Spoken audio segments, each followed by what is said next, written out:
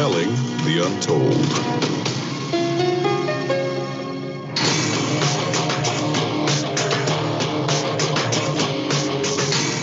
Fault lines.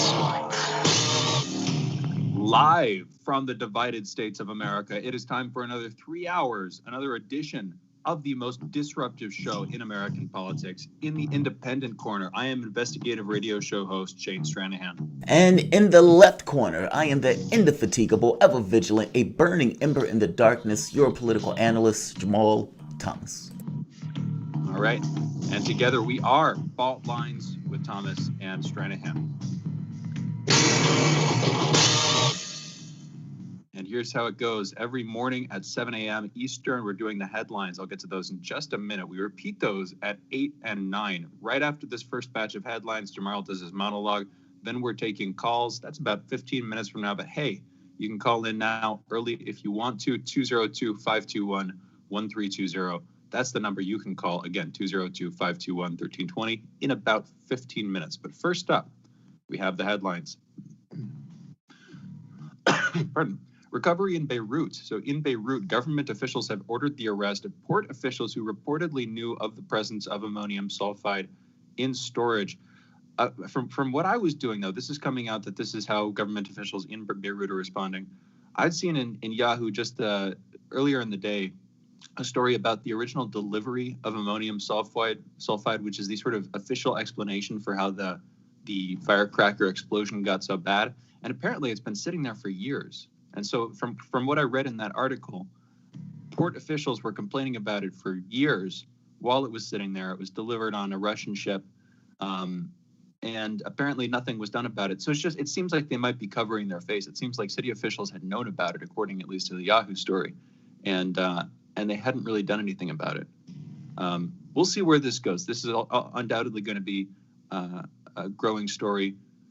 Beirut is in a state of emergency for 2 weeks while they still deal with this crisis, which again could create up to 300,000 homeless in the city, cost upwards of $3 billion in damages. This is a big thing. Jamarl, just real quick, have you seen not just the videos, have you seen the footage of the sort of before and after of the site where the explosion took place? Yeah, so I played this the other day when we were on the show. People who would watch the video, would have been able to see it, but it looked like there were two explosions. It looked like there was something that was initially taken off, like if I remember correctly, like a whitish explosion, and then it was a blackish one, or vice versa. But it was very strange. Also, Trump got into trouble with this, so maybe not Trump got into trouble is the wrong word to say it, but Trump made this assertion that it was some kind of attack, which threw people for a tailspin because they were like, why do you think that's attack? What are you using to make this assertion, et cetera, et cetera. So it looked strange to put him out. Yeah, it was Trump, but also the governor of Beirut said he thought it was an attack. So if it was just Trump, I don't know. There's a bunch of stuff here, and there's sort of speculation building about if it was an attack, who did it. I'm actually not sure that it was ammonium sulfide, from what I can tell. There's some stuff chemically, like I've heard that the color of the smoke that you can see in the video might not match the color of smoke generated by ammonium sulfide. So there's stuff like that I just, I'm not a chemist. I don't know how that stuff's going to interact. But this same chemical apparently was used in the Oklahoma City bombing, like a relatively small amount of it. And much, much more was left in this warehouse as an accelerant. So it seems plausible to me that would have been the cause. Anyway, I just wanted to throw that in there. This is a big and huge story in terms of its impact on a city internationally. So we'll probably be learning more about this over the next couple of weeks, if not months. In our next story today, Joe Biden will not be traveling to Milwaukee to deliver his DNC acceptance speech. This comes, of course, as Trump and the RNC pushed for potentially Trump giving his speech on the White House lawn, on one of the White House lawns. So two sort of different ideas about how to do acceptance speeches. And in any event, back to the original story here, DNC Chair Tom Perez said, quote, "We followed the science, listened to doctors and public health experts, and we continued making adjustments to our plans in order to protect lives. That's the kind of steady and responsible leadership America deserves. And that's the leadership Joe Biden will bring to the White House." End quote. I'm just going to say, what kind of leadership requires somebody to sit at home? I don't understand how I understand what they're saying, but that's not leadership. That is the opposite of leadership, where you are sitting in your basement. refusing to go outside. Again, not really criticizing the decision to not host the convention. But another quick note here, this came just 2 months after Tom Perez said the DNC, quote, won't abandon Milwaukee, end quote, when it comes to hosting the convention there. And again, that was also during the coronavirus pandemic. So it's not like that was in advance of it and then they learned more stuff. I guess they saw that the pandemic was still going, but that was pretty much anybody's guess at that point, anybody's assumption, I mean, that it would have been still going. Anyway, I just thought that turnabout was interesting. And again, Pelosi is now saying the RNC can't have Trump do the acceptance speech from the White House's front lawn. Apparently, it's becoming a bit of a legal issue. Trump is saying that he can. He does have the legal authority. That's growing. We'll see where that actually goes. And it's interesting. You know, I'll put it like this, actually. It's interesting that they're criticizing him for doing the social distancing thing, too. I guess this is, you know, Jamarl, you and I kind of went back and forth on this yesterday.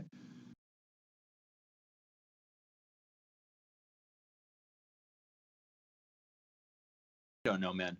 In any event, this will be a continuing story. We'll come back to it, I'm sure.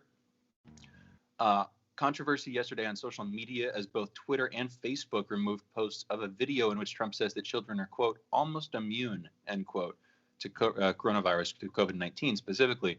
So Twitter blocked the Trump campaign account until it deleted the tweet, which it appears that they did. They've now, they're posting again. The Trump campaign account, Team Trump, is now posting again. Facebook took down the video, which was posted to his personal page. That's actually the first time that Facebook has done that. So they've blocked campaign ads. They've sort of done, information checking on the campaign ads, but they actually removed a video that Trump had posted to his personal page, not his campaign page. I just think that's interesting too. That's another sort of step in this battle between Trump explicitly and social media companies. In our next story here, it is now coming out that last year New York prosecutors subpoenaed Deutsche Bank as part of a criminal inquiry into Donald Trump. Today, New York's Attorney General is set to make a big announcement on this case, it's assumed. In a court filing earlier this week, district prosecutors cited, quote, public reports of possibly extensive and protracted criminal conduct at the Trump Organization, end quote. They suggested they were also investigating possible bank and insurance fraud. Again, this is a big developing story. We'll have more about this tomorrow, probably certainly more next week. Curious what New York's Attorney General is going to be talking about there today. In our next story, the city of Los Angeles will be shutting off water and power to houses hosting large parties in defiance of coronavirus social distancing. This comes according to a decision announced yesterday by Los Angeles Mayor Eric Garcetti. Just interesting. Moving on, Democrats demand U.S. Postal Service reverse rules that slow deliveries. This came after a meeting with Postmaster General Louis DeJoy yesterday. In that meeting, Nancy Pelosi and Chuck Schumer said that their demands of the Postal Service are necessary to strike a wider deal on coronavirus relief measures. So apparently they view the USPS is a pretty essential organization as far as I can tell, especially during the pandemic. And so they're viewing sort of trying to fix that situation or trying to undo the changes at least. They're viewing that apparently as a prerequisite for wider coronavirus relief. That's a damn shame in my opinion, just because anything that keeps relief away from people is probably not good for them. But, there's room to maneuver in that conversation. And a last quick story today, Finland, the country of Finland, is now recommending that people work from home after just days ago dropping that recommendation and seeing a rise in cases. I guess that's just how that cookie crumbles. With all that out of the way, you're all caught up. That's the slightly longer than normal news. Those are the headlines you're listening to. Fault Lines with Thomas and Stranahan. So, Jamarl, what is your top priority for today? So the story I want to talk about today, I've been seeing a lot of chest thumping, might be the wrong word for it, but definitely celebration among lefties with the new additions in the race, either Cori Bush, Jamal Bowman, or for that matter, Rashida Tlaib, who also just won her seat again yesterday. I would like to just make a point. Bernie Sanders should be remembered fondly. Bernie Sanders, his name, I would not be opposed to it being the high note in some kind of songs sung in his honor. But he should not be emulated. That's a difference in those things. Remember him fondly. Do not emulate him. Now, what I mean by that is we need to get our history straight in regards to what took place in 2020. And I want you to listen to a clip. These are all of the lefties that just won. And they're sitting here with one Bernie Sanders. Now, I think that's interesting that they kept saying that Bernie Sanders has an issue with people of color, and yet everybody that's sitting here are people of color, which means he didn't have an issue with them at all. He just had an issue with certain Democratic types. But listen to these guys kind of hamming it up, and listen to what happens when sheepishly the point is made that they all ganged up in order to stop Sanders and he would have won otherwise. Let's play the clip. If the Democratic establishment didn't gang up on you and jump you, you would have been the nominee for the Democratic Party. You outraised everyone. You was killing them. They had to jump you in order to beat you. So I just want to say that outright. If they didn't jump you, you would have been the nominee. So I just want to say that. My bad. Go ahead. We know. Thank you very much, Jamal. And let me thank all three of you for your support. Rashida and I have been working together for a long time. Jamal, I know you've been there. Corey, I think the last event we did before we had to stop events because of the virus was in St. Louis, and Corey was great. They had to jump you. They had to jump you. They had to gang up on you to stop you, buddy. Now, there is, of course, a reality to that, right? I mean, ultimately, Elizabeth Warren decides at the last minute to repudiate everything that she supposedly believed in, at least for the very short duration of that election, or that primary, that she was going to accept super PAC money to stay in just long enough to injure Sanders where Joe Biden can climb over his injured corpse. Yeah. So let's be very clear that that is, to some degree, true. The entirety of the Democratic Party basically lined up and backed Biden. And that is also with Sanders believing that Warren, at the very least, was going to be a comfortable corner, ended up being a very cold corner indeed as she got out the race and continued to attack Sanders. So yeah, there's a reality to it. There's also a secondary reality, though, that Sanders couldn't throw a punch. He couldn't be bothered to do so.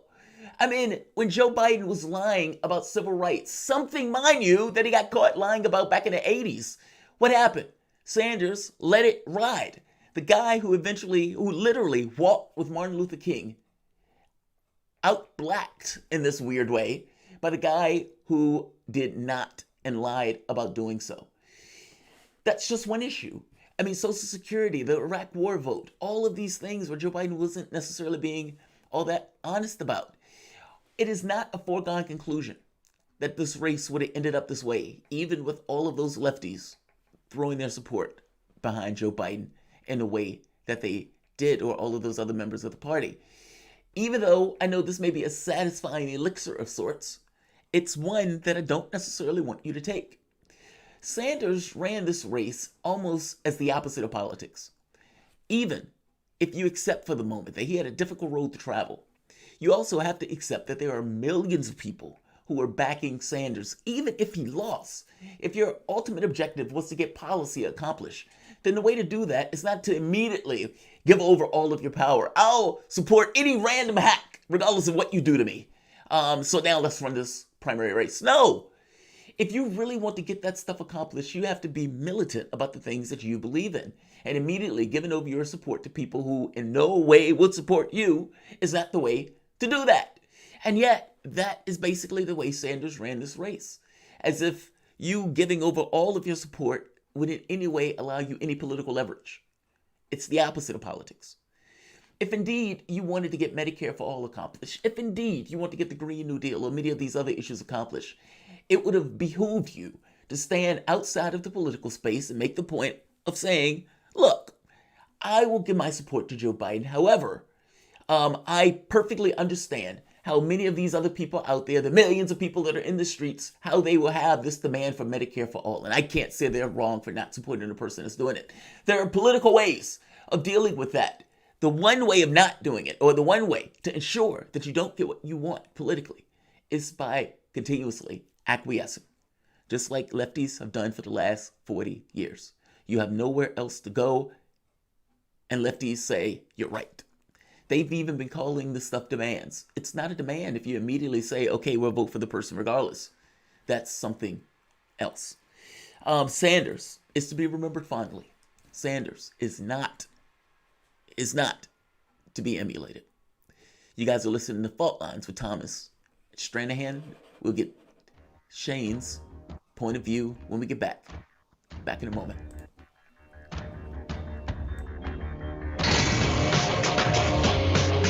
Fault Lines.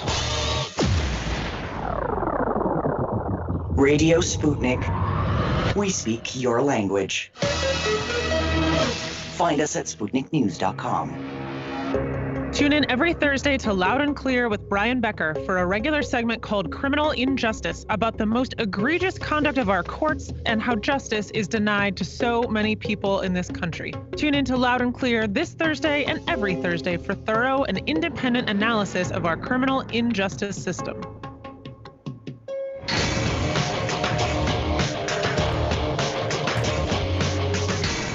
Fault Lines.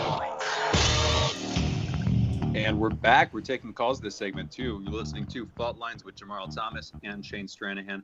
If you want to call in, you can. 202-521-1320. That's the number. 202-521-1320. I'll do this again. If you want to listen to us on the radio, you can. We're on in DC and Kansas City. If you want to listen to us in the DC area, you can. 105.5 FM, 1390 AM.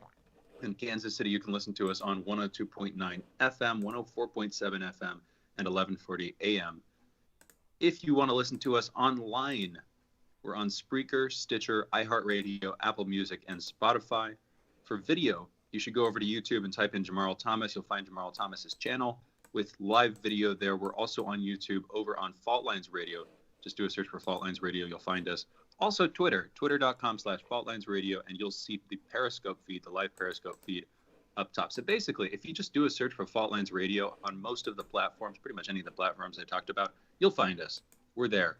Again, though, 202-521-1320 is the number to call. Jamarl, you were talking about Bernie Sanders before. I mean, here's the fundamental question. You were talking about how people should basically remember him fondly without trying to idolize him or really imitate basically. him. Yeah, really, it's you were talking about imitation and him as a role model. I guess here's one thing. You're saying, and the pretty common complaint, and a complaint I would levy at him too, is that he's not pushing back nearly hard enough, either for his voters, for the people who are supporting him, or just simply against the political system. So he was pushed out of the political system, and in that sense, he can afford to strike back. It was like he should have been allowed through the Democratic gauntlet in the sense that he seemed to be the person the voters most wanted passed. It was the party elites who didn't want him led through. So in that sense, it would be totally fine for him to just try to retaliate in that simple sense. But on the other hand, he also had voters who backed him for months and months, in some cases years, who, if he were to just hand over his power to the DNC like he did, he would be betraying those voters. So it's not just a simple case of retaliation. It's also like he has, in some sense, a fiduciary duty to the people who'd supported him over long periods of time, many tens of millions of people, and yet he did neither. So if we're going to look at him as an anti-role model, in other words, as somebody to learn lessons from, somebody who did some things very correctly, but somebody who failed in a few key ways that you should look at critically, what I want to focus on, what specifically, what mistake did he make specifically, and why did he make them? Now, it seems to me like the main mistake people accuse him of is not pushing back hard enough. And it seems to me like he made that mistake because he wanted to maintain whatever political ties he had in the system. Because otherwise, if he got elected, he would go nowhere with anything effectively, as far as I can tell, because, party politics in Washington, based on who you know, how well you're getting along with them, basically, and your ability to negotiate deals, as far as I can tell, between different parties that you're sort of the interface for. And if he wasn't willing to push back, but that's what the voters needed him to do, and what does that tell us about our current political system? I mean, he was the sort of counterpart populist candidate to Trump's candidacy in the 2016 election. Now, Trump went in, and he had this problem. He pushed back pretty hard in a lot of cases against, quote unquote, the establishment, certainly the Democrats, but in some cases, elements of the deep state. And yet he has been embattled from day one. And a lot of the opportunities of his presidency, as far as I can tell, even current and former Trump supporters, have been squandered just by this back and forth. I can understand why Sanders didn't want to get into it, but if that's the case, if we can see why he didn't do that stuff, then what lesson are we supposed to learn from this? And where am I getting this wrong? Because I know there are some areas you'll probably think I am getting this wrong, Jamarl. But, No, I think this is fascinating. We have callers, and I do want to get to the callers, but I do want to point out a few things with that. So I do think it's fair to say, what are the lessons to take from this particular candidacy? 1,000%. I think it's weird, and part of the background on the information that basically make the point that says Sanders was friends with Biden in a way that he wasn't with Clinton. And so he didn't necessarily have the mean-spiritedness associated with the campaigns, which, when you think about, is so unsettling. That doesn't make it better. That also, on some level, makes it worse. That means that all of the things that you basically say are problems with our political system and economic system and the backroom dealing and all that stuff, you've basically laid at the lap of the Democratic Party, but you can no way make the association between Biden and those Democrats. Meaning, you can define the problem quite well, but you would never define the problem not in the context of an individual, meaning Biden, but more so in the context of a system that Joe Biden is the avatar of. Like, he couldn't even bring himself to do that. And so it's like, when the race was ran between Clinton and Obama, that was a scorched earth race. Both of those people wanted that seat. Both of them were willing to do whatever they could in their power to get it. And to some reason, this is one of the reasons that we like Sanders, that he's not that person, that he's not willing to go scorched earth in that way. But there are very basics that you should be willing to do. And some of those, it needs to be able to aggressively pursue your case. He called for a political revolution. What did he think? It was going to be bloodless? I mean, I think that's where some of the failure comes in. It's this inability to use all of the pain and anguish that Sanders accurately articulates exists.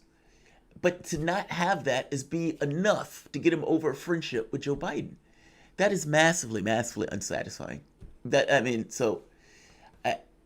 a few points. I do want to get to the callers, but I don't think I disagree with what you're saying, Shane. I do think there needs to be this kind of analysis of where did he go wrong. And I think if somebody's trying to look back at Sanders and what he was standing for, great, no issue. But I wouldn't necessarily emulate each and every piece of this particular political campaign, especially with the results and the way that it came out. So we have callers. So I'm going to go to Tarif in New Orleans. Tarif, what's going on, man? Good morning, gentlemen. First of all, I like to pray for peace in the Middle East because right now, all those people that lost their lives in that large blast, we got to pray for it because, it's right now, you don't know what could happen over there. So we got to pray for peace and hope nothing don't escalate over there. Your channel, Jamarl, you, Jimmy, and some other people channels that I watch on YouTube, it's not playing right. Live stream and I go to try to play your videos. It's only playing for a minute or two, then they'll cut out. So something's going on with that. We're dealing with YouTube.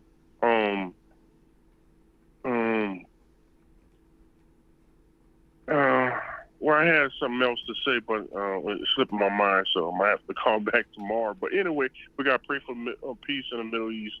We got to make sure this thing overseas don't escalate. Oh, these people that's winning the office, I hope they're not just political personalities. I hope they actually do something, like single payer, pull the troops home, end poverty, come up with a jobs program, work program, come up with Glass-Steagall, and things like that to actually, do something for people. Instead of saying, I won, nah, it's more than just you won. You got to do something for us, That's all I want to say. Thank you, Tarif. We appreciate the call. Let's go to the next person, Kevin in Toledo. Kevin, what's going on? How you doing today? So far, so good. Good. I wanted to talk about Bernie Sanders.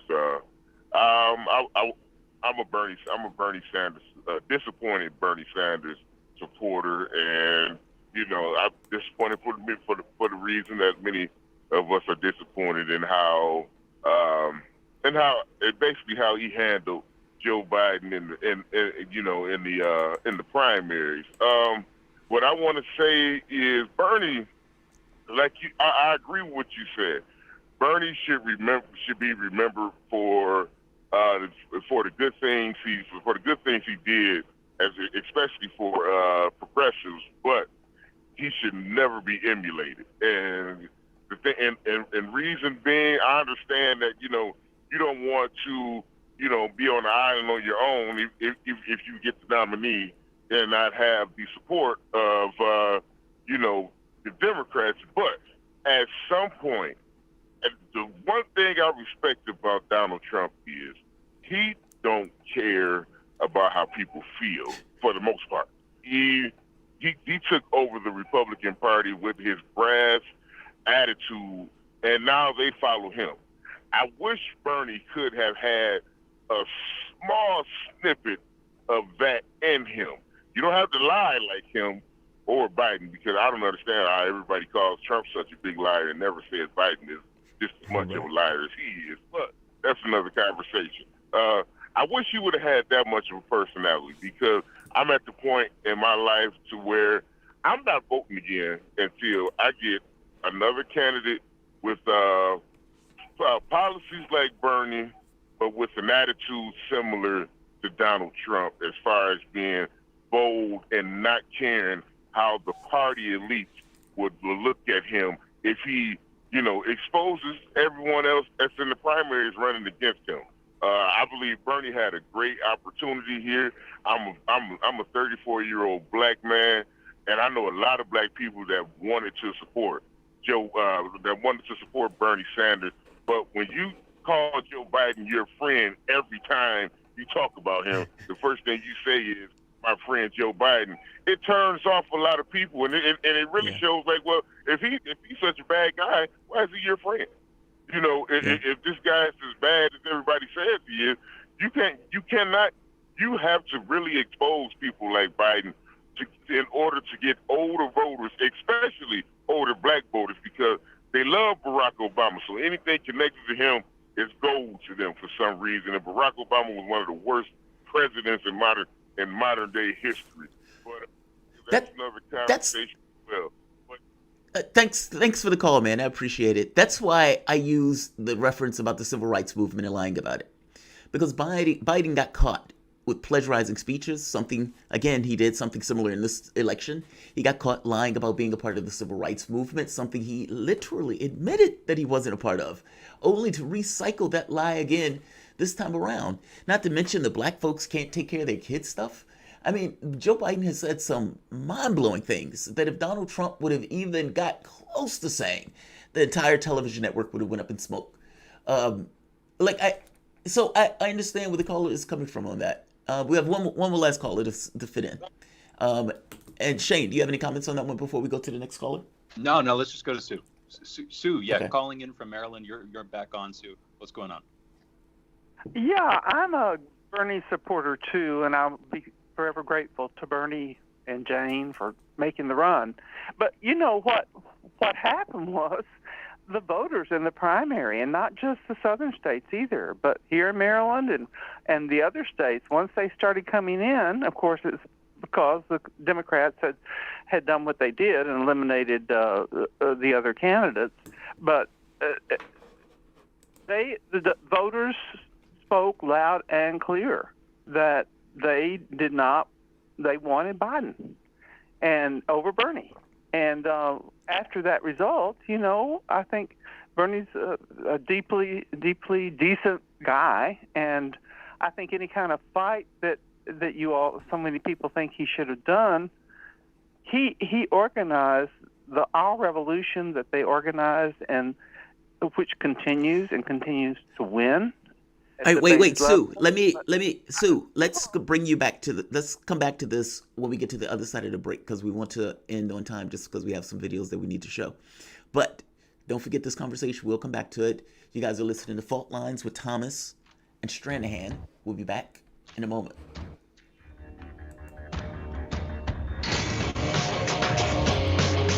Fault Lines. You're listening to Radio Sputnik.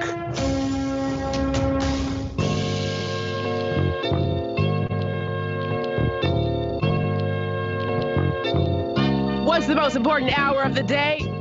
It's the Critical Hour with Dr. Wilmer Leon. On this show, we don't just deliver the latest headlines, we divide the real from the fake. Tune in to hear from some of the most brilliant political minds of today, get in-depth news and analysis that goes beyond the surface and dig straight into the details. Set your clock to the Critical Hour for a news perspective unlike any of those other guys. Tune in to the Critical Hour with Dr. Wilmer Leon, weekdays 6 to 7 p.m. Eastern, and catch us on Facebook Live. You're listening to Radio Sputnik.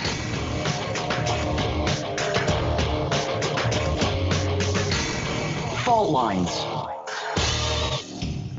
And we're back. You're listening to Fault Lines with Thomas and Stranahan. We're going into another pre-recorded interview we did. This is a half-hour interview. The whole thing, unlike our sort of split-up interviews, we're just doing the whole thing this time. This is with Miko Peled, human rights activist and author of The General Sun, Israeli and Palestine, and author of Injustice, the story of the Holy Land Foundation 5. We're talking with Miko broadly about the anti-Netanyahu protests going on over in Israel, as well as the issue of Israeli treatment of Palestinians, whether that's coming up in those protests, also the education system in Israel, also in the United States. We're going to go straight into it, though. This is the interview Jamarl and I did with Miko Peled just a few days ago. We'll be back in about 12 or so minutes, but straight into it. Miko Peled. Miko, welcome to the show. Good to be with you guys again. How are you? I'm doing all right. I am so glad that you could join us, because right now there's a lot that is going on in Israel as we speak, especially from the standpoint of protests. Can you give us just a basic explanation of what is taking place in the context of those protests that are going on in Israel right now? What are they protesting, and how long have they been protesting it? Well, as some people may recall, several months ago, Israel had its third elections in a period of about a year, because the elections were not conclusive. So they had re-elections, went on and on and on. And they re-elected a Benjamin Netanyahu who has been indicted for corruption, who has been the prime minister for over a decade, who everybody knows is corrupt. Yet Israelis, because of the particular political system, which is a parliamentary system, he keeps, he's the best politician. He knows how to negotiate. He knows how to stay in power, and he remains in power. And there's a lot of frustration in Israeli society that he remains in power, even though he is corrupt, even though he's been indicted. But of course, they still keep voting for him. In other words, the reality in the Israeli parliament is such that allows him to remain in power, which of course represents to a large degree the will of the people. So it's almost like a schizophrenic society that votes for somebody but then wants to get rid of him, and they can't decide if they love him or hate him. Now the protests want him. Protesters have a whole array of demands, and you have people on the very, very left who demand negotiating with Palestinians, who demand defunding the police, who demand rights for Palestinians, and then you have people who are further to the right who want nothing to do with the Palestinians, and who just want to get rid of him and replace him with somebody else who is just not as corrupt and has not been indicted. Now, the problem with all of this is that even though it is a popular, almost like an uprising. I mean, they've been protesting by the thousands in the front of the prime minister's residence in Jerusalem for weeks now. But the Palestinians have been excluded. In other words, Palestinians who make up the majority of the population, who are the most disenfranchised, oppressed, enjoy none of the rights that Israeli Jews, the privileged Israeli Jews do, are not part of this. So even if they were to succeed, and even if Netanyahu was to step down, which is highly unlikely, highly unlikely, he's very, very well, knows how to manipulate the system as prime minister. So it's highly unlikely they'll succeed. But even if they did, it would make very little difference in terms of the main issue that plagues the country, which is the lack of rights, the oppression, the occupation of the Palestinians. So wait, so the protests are specifically because of, is it against Netanyahu in this kind of broad sense of the term, this guy's corrupt, we don't want him to be the prime minister of the country?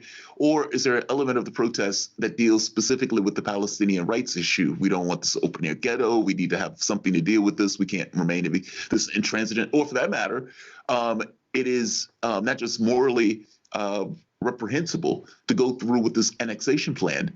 Like, I guess I'm trying to get the feel for what is it that on the ground, if you were talking to 1,000 Israelis, what would be the main issues for the reason that they're out there protesting? They are sick and tired of Netanyahu, but it has very little to depend. Again, if you take a sample of 1,000, you're probably going to find 10 who care about the Palestinian issue. And the and the rest are going to care because he's corrupt, because they don't like his policies in regards to the judiciary. They don't like the fact that he's manipulating the system. They don't like his economic policies and things like that. But the bottom line is that on the Palestinian issue, which again is the most crucial issue, I think, in the country, without which there can be really be no change, no real serious change. Is not brought up. And really, Netanyahu in many ways is like Trump. You know, he blames the media, he blames the left, he blames radical, elements, the left-wing elements that hate him and hate the right and so forth. He blames, kind of like Trump does, blaming all these elements who are instigating and inciting and so on. But the reality is that Israeli society, the Jewish Israeli society, which are the privileged, the ones who have the rights, the ones who are maintaining the oppression against the Palestinians, are sick and tired of him, which is legitimate in its own right. But you cannot. What they're trying to do, and they do this, every few years, Israelis get sick and tired with the government. They go out and they protest. But they're always excluding the Palestinians. Palestinians have always been excluded. And from time to time, you will have a Palestinian personality, a Palestinian politician show up. And then for the next days, the protesters are blamed because they're collaborating with terrorists. Because the very idea of Palestinians showing up means they are collaborating with terrorists, because of course all Palestinians are terrorists. So that's how this thing is playing out. And my prediction is that Netanyahu will be able to, he's going to survive, and eventually the protests are going to get tired and stay home. Miko, thank you again for joining us. I have a quick question here, kind of back on the subject of Netanyahu.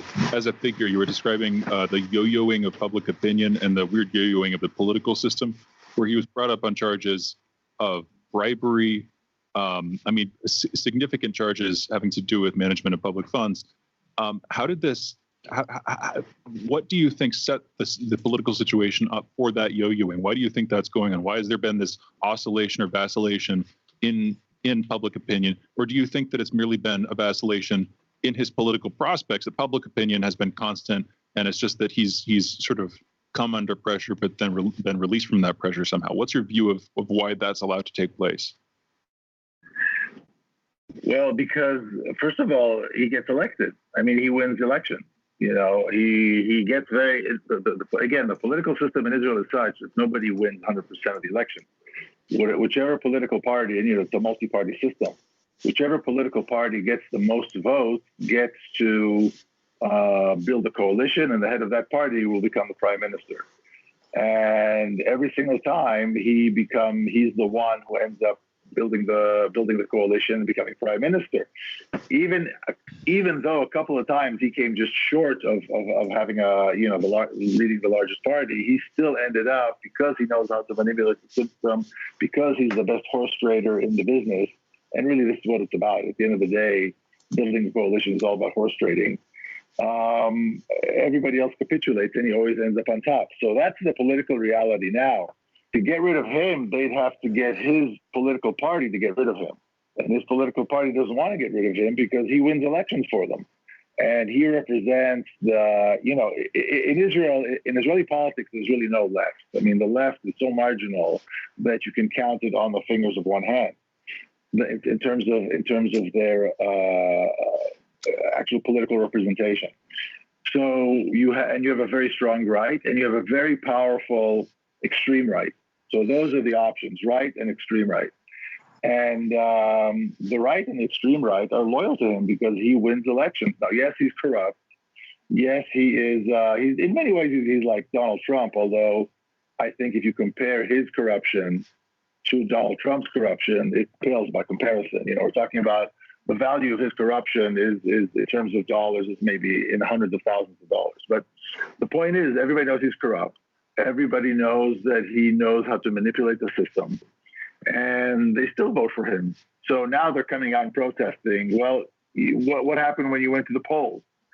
You know, where were you when Israel had elections? Why was this not expressed in the elections? As long as they vote for, as long as he gets the vote, he's going to continue to be in power. And once he's in power, it's really hard to get rid of him because he's very good and he has no conscience. Miko, we only have a few minutes. We just commenting. We only have a few minutes before we go into the break. But Jamarl, go ahead. Well, I was going to kind of just making the point that the people in Israel, they don't see that this is their issue, meaning this issue of the Palestinians and the Jews themselves in that particular country, that political conflict where they have this kind of weird separate but equal type system similar to what we had in the United States. They don't see that that's really the crux of their political issue. And so, like you say, you don't have a left in the country because you don't really have anybody who's pushing for Palestinian rights and whatnot. How does a movement like that even grow in Israel? I mean, is it even possible for a movement like that to grow in Israel that deals with the Palestinian question? I don't think so. No, Israel is a racist, incredibly racist society. I mean, think about the years of Jim Crow. How many whites stood up for black rights? Or think of apartheid South Africa. How many white people stood up for the rights of blacks? There were a few. It's not that they were none. There were a few, but politically they were insignificant. It took a power. It took something from the outside. Now, like you said earlier, 2 million Palestinians living half an hour drive from Tel Aviv are living in the world's largest ghetto, open-air prison, without access to water, to food, to medicine, and they're being bombed. They were bombed just 2 nights ago again on a regular basis. The most common sound in the Gaza Strip are the drones that are about to drop bombs, So where are the Israelis? I mean, you're denying 2 million people water. Now, there are Palestinians who live in other parts of the country who are also denied rights, denied water, thrown in jail, being shot and killed on a regular basis. And Israelis are not on the streets. Now, Israelis live across the street from Palestinians everywhere. It's not a very big country. You have Israeli towns that are flourishing, that are doing very well economically, living across the street from townships where Palestinians have no rights, have no jobs, live in utter poverty, in overcrowded conditions. COVID is killing Palestinians worse than any Jewish community, of course, most of the Jewish communities, and nobody cares. They don't like the fact that Netanyahu is corrupt, so they want to change him. But to take that all the way to creating a real democracy with equal rights, and relinquishing their privilege as a part of the apartheid system is not something they're interested in. It's not part of the agenda. It's not what they're calling for. That is the crux of the problem. To raise that kind of a movement among Israelis, it would be again to try to raise that kind of a movement among whites in the South during Jim Crow. That is the voice of Miko Peled. This is an interview Jamarl and I did with him just a few nights ago. We'll be back in a minute with the rest of this interview. You're listening to Fault Lines with Thomas and Stranahan.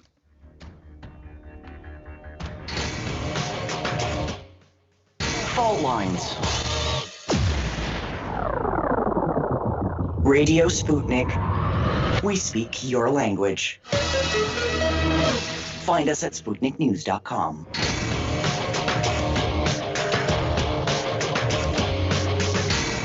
Fault Lines. And we're back. You're listening to Fault Lines with Thomas and Stranahan. We're listening to an interview Jamarl and I did with Miko Peled just a few nights ago.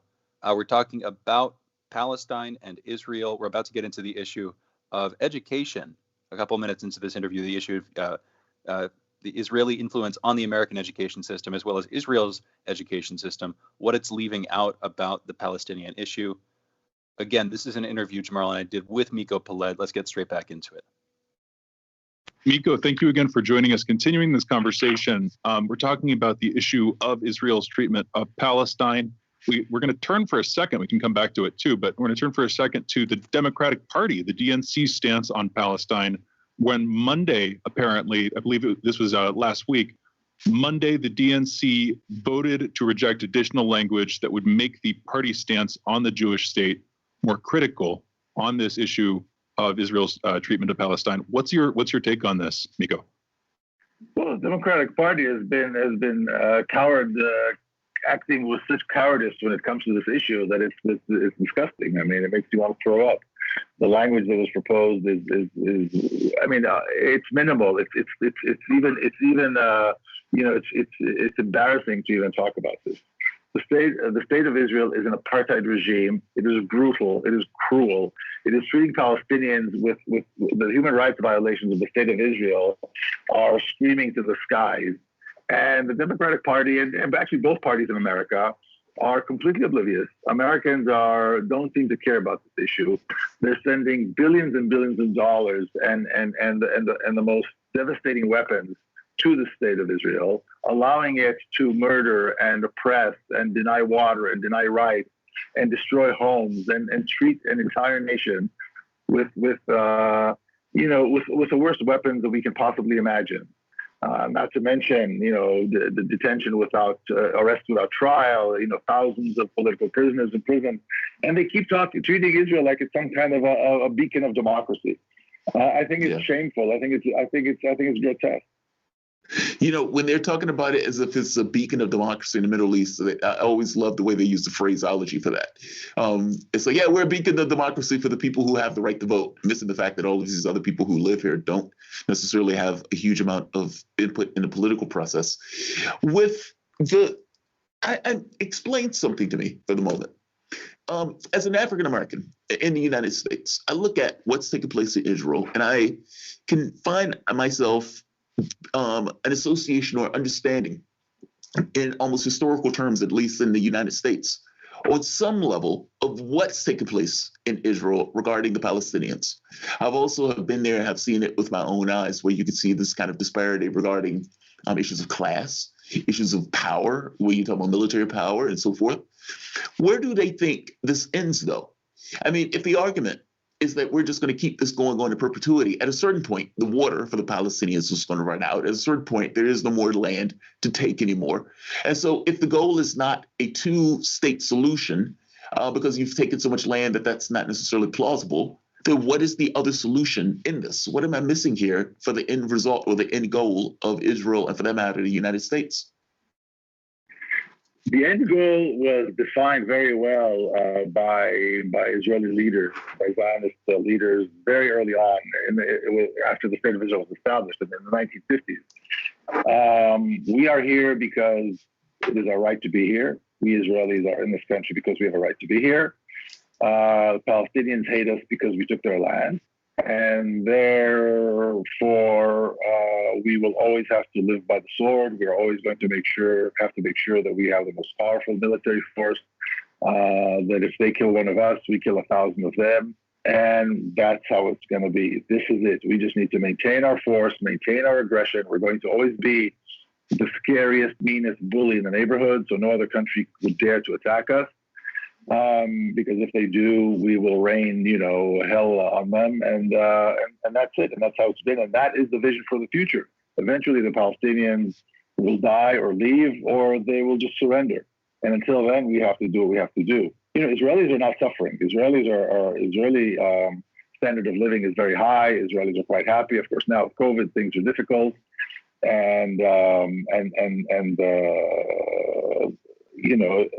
but other than that, Israelis live quite well. And they look at the Palestinians, and you have to understand also. I think if anybody can understand this, it's probably blacks in America.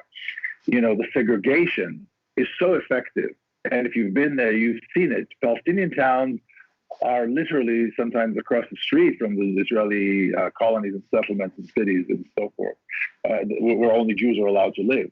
And the Jews have plenty of water. The Jewish Israeli towns are prospering. They have water. They have electricity. You wouldn't dream of not having water in the faucet or not having electricity. for all your needs. For Palestinians, water is a rarity. For Israel, Palestinians having electricity run on a regular basis is a rarity. For Palestinians not being pulled over and shot and killed and arrested and having their fathers attacked by the Israeli police and the Israeli military is a rarity. And again, depending on where they live, the severity changes. But the bottom line is there's no place in that country where Palestinians have the same rights and the same privileges as Jews do. So the basic idea, the foundation of the state of Israel is we have no choice, therefore we must continue this. And of course, they're never going to accept us. So this is just how it's going to be. There is no end game. This is the end game. And I'll just add one more thing. As we saw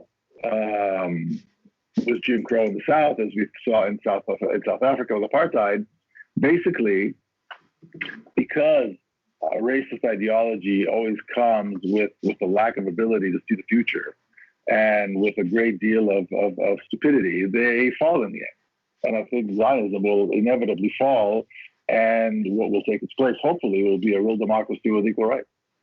Miko, thanks again for joining us. We have about 5 or 6 minutes left at this point. I wanted to go into something. We actually talked about this, I believe, last time you were on with us, but I was checking out your website and I see you have events coming up for this too. So this issue of the education system is Israel, in America too, though, but on this issue of the treatment of Palestine, but just broadly, last time we were on, you were talking about an influence that a lot of people don't know. I didn't know that you had been learning about by the Israeli government, but also apparently independent parties, I've heard, on the American education system, also obviously on their own system. Could you talk about that? What are the parallels? What are the contradictions there? What do you see? Sure. Well, first of all, the panels that we've had 2 panels with experts talking about the influence of the pro-Israeli groups here in the United States on the curriculum in public schools, on social studies curriculum in public schools, so that the way anything in the Middle East is taught is always with a slant which favors Israel. So there's no balance whatsoever. The Palestinians are terrorists, the Muslims are terrorists, Arabs are terrorists, they're always aggressive, they're always attacking, and so on. And the Israelis are always the good guys. That is, I'm generalizing, but that is the fact. And these groups, these pro-Israeli groups, these lobbies here in America are spending, millions of dollars, countless hours, enormous amounts of manpower in order to make sure that every time there's an opportunity to influence the textbook in public schools, they're there to do the work. There was one case recently in Virginia where the Virginia Coalition for Human Rights actually was there and prevented that from happening. So now there's some movement trying to stop that. The panel that we have coming up next week is going to be talking about how this issue is taught in Israeli textbooks and how the issue of the racism in America is taught in American textbooks. So in other words, we're going to be comparing how Israelis teach their kids in schools, in public schools, about Palestinians and the racism that exists there, and then what is happening here in America in regard to racism against blacks. So that's the comparison that we're going to be making. And if people want to sign up for it, they can go to my blog, MikoPeled.com, and sign up for this Zoom conversation. It's going to be fascinating. We've got experts from both, we've got an Israeli, Palestinian, and African-American professors who are going to be discussing these issues. And again, the racism and how it's taught. And sometimes, and actually most times, it's very subtle. Most times it's not blatant racism, but it's done in a very sophisticated and subtle way. Miko, and maybe this is getting down to probably one of the last few questions, but people make the argument that when they say, look, either you're talking about a 2-person or 2-state solution, but that seems difficult at this point because of the amount of land that's been taken and the water and the pockets of land and the way that the land was partitioned, meaning you have these like 2 isolated areas under control. Or in what you said earlier, basically a single state where 1 man, 1 woman, 1 vote, meaning 1 person gets to go out and make their vote, however that turns out. But the argument has always been that that's the destruction of Israel. Either in the case of 1 person, 1 vote, where you would get a situation where you may have more Arabs that are voting as opposed to Israelis, which they would say, okay, that's no longer Israel, in which case you've destroyed Israel. I think that's somewhat of a spurless argument, but that's the argument, the way they make it. how do you deal with that as an argument? Meaning when people make the case and says, look, you're going to destroy Israel if you go with this notion of getting rid of this apartheid state and allowing people to vote. How do you argue against that? And is there an argument there at all? Meaning, is that argument neither here nor there because democracy just matters more? You just have to deal with the consequences of the democratic process. Well, I would say, first of all, the reason this two-state solution was impossible is because it was never possible to begin with. The state of Israel was never willing, never intended, is not designed in a way that will allow compromise on the land. Because the Zionist ideology, which created the state of Israel, claims that all of the land belongs to the Jews, not to the Israelis, to the Jews all around the world. And the Palestinians are just Arab invaders. So inherently, there was never a chance, there was never a possibility that there could be a two-state solution. It was just talk. There was never any intention or possibility that would ever happen. So let's put that, where that belongs. Now, when apartheid fell, apartheid was destroyed in South Africa. When Jim Crow fell, Jim Crow was destroyed. Israel is just another name for apartheid. Israel is a name for a regime that is an apartheid regime. Now, the word destroy scares everybody because they think of bombs and, nuclear catastrophe. The destruction of a regime that is an apartheid, brutal, violent regime is not a bad thing. Now, I say I have friends who are the ultra-Orthodox Jews who oppose the state of Israel because that community has always opposed Zionism for its own reasons. And they have a banner that says, we call for the peaceful dismantlement of the state of Israel. That's what we're talking about. So peaceful dismantlement is better than the destruction. But you're right. The bottom line is that when you have a democracy, then the voice of the people needs to speak. And if you believe in democracy, then that's the way it is. And if the majority is Palestinian, and then you can't have a Jewish state. If you want to have a Jewish state in a country with a Palestinian majority, the only way you can do that is through apartheid and violence. And some people think that's okay. I personally think it's abhorrent. I think it should be. I can't accept that. I can't recognize. I don't see that as a legitimate claim. So, if we believe in democracy, then yes, we're talking about the peaceful dismantlement, the democratic dismantlement of the apartheid regime, which is called Israel, and replacing it with a democracy with a one person, one vote. Absolutely. Miko, thank you so much for joining us. Sure, been a pleasure. Anytime, guys. Yeah, Miko was a great guest. You were listening to Miko Peled, human rights activist and author of The General Sun, A Journey of an Israeli to Palestine, and Injustice, the Story of the Holy Land Foundation 5.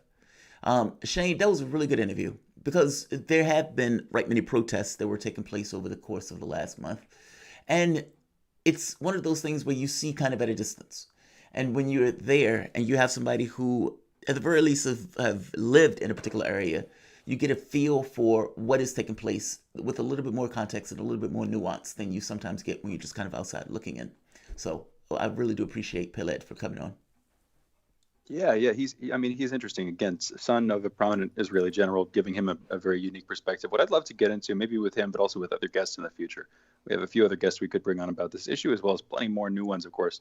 I want to get into the history of Israel. I want to get into the founding of the Jewish state, what it looked like from the 40s to the 60s, before there with the Balfour Declaration, but specifically, the origin story there, the key players. I've read a bit about it, but I think it'd be good to go over it on air. We talk about it enough. It's certainly one of those, not just a hot button issue, but an important issue in a definitive sense. So I think that'd be great. That's my take on it. But yeah, good interview with Miko. Totally. Absolutely.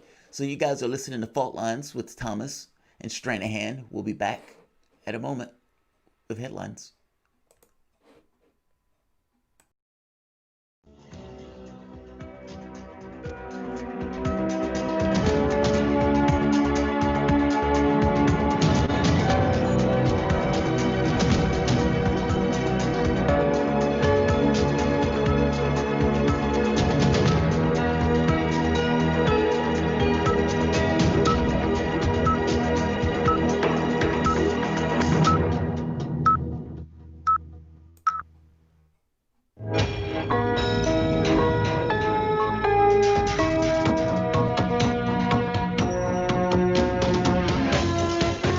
listening to Radio Sputnik, telling the untold.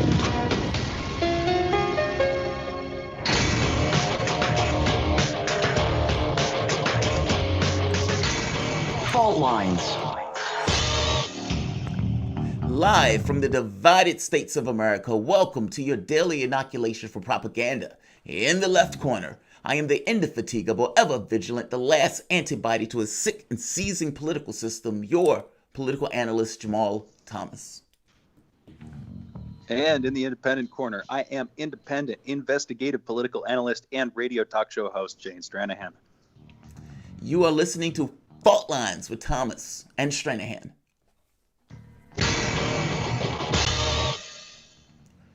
All right, let's get to the headlines in the news. Recovery in Beirut.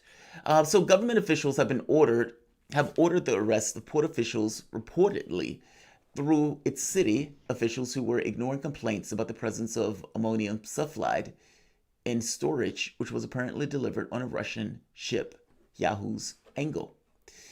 Joe Biden will not travel to Milwaukee to deliver his DNC acceptance speech. DNC Chair Tom Perez said, "We followed the science, listened to the doctors and public health experts, and we continued making adjustments to our plans in order to protect lives." That's the kind of steady and responsible leadership America deserves. Oh, God. And that's the leadership Joe Biden will bring to the White House. Quick note here.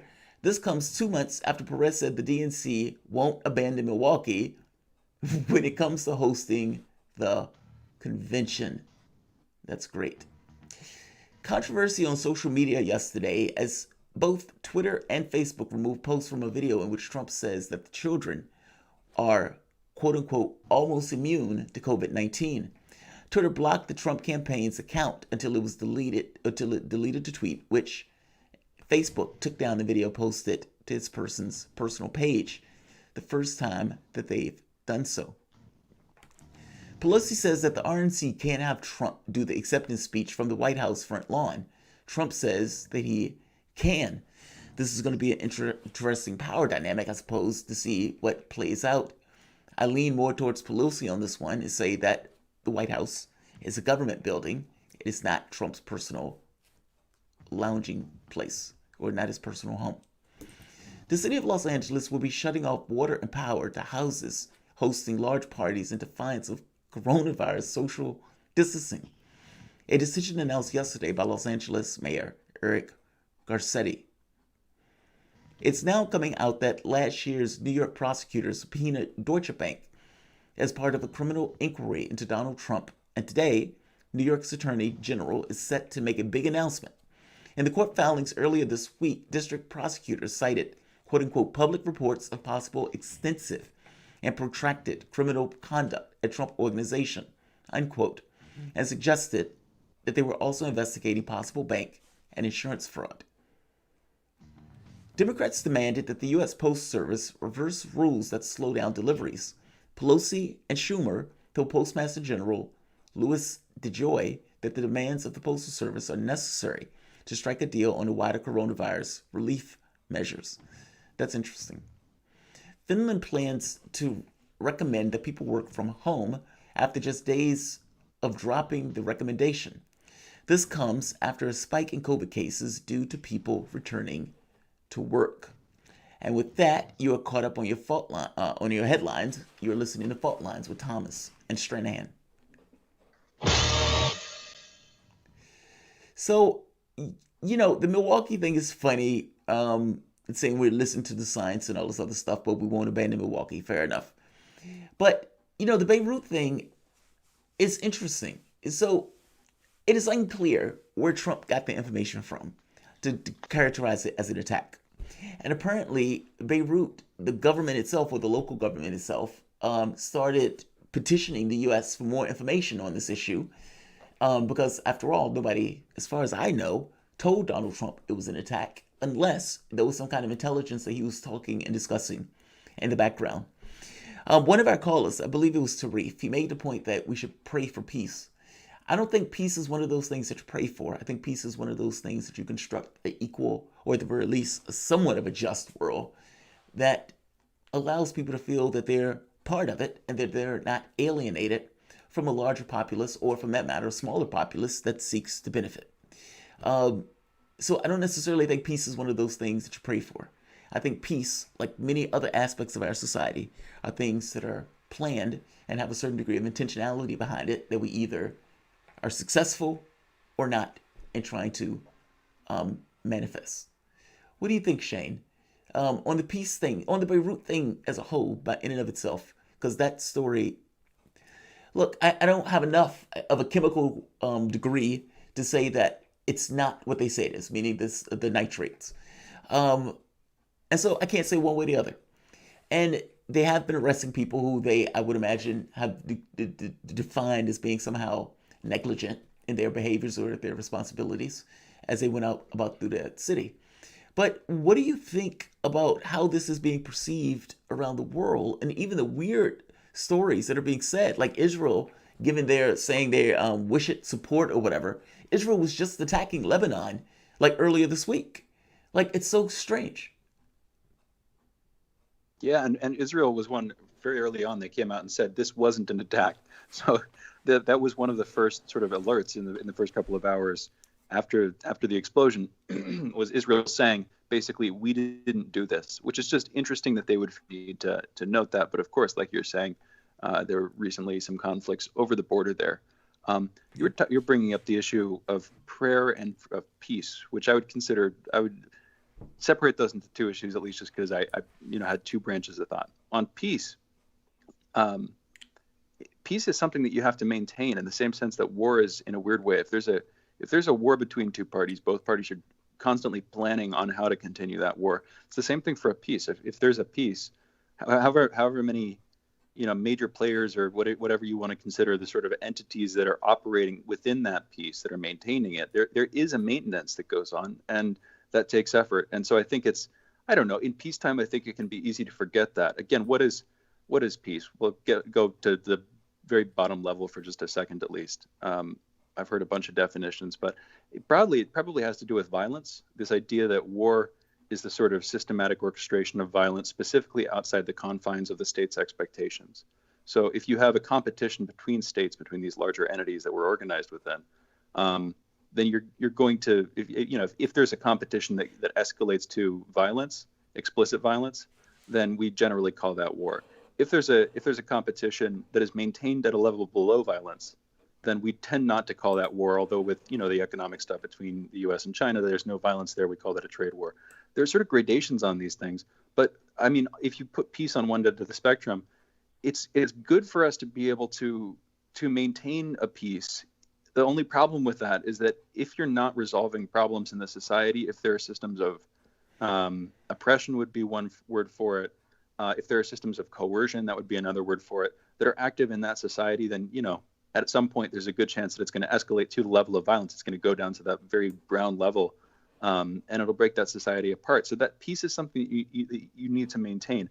And if you're looking at areas where war is constantly going on and you want to figure out how to create a peace, what you're effectively doing is how can you create a solution between states that resolves issues to enough of an extent that whatever is causing them to constantly fight and kill each other, those issues get resolved. I think the problem with that is we have lost the art of making peace. We have only, as far as I can tell, honed our art of making war.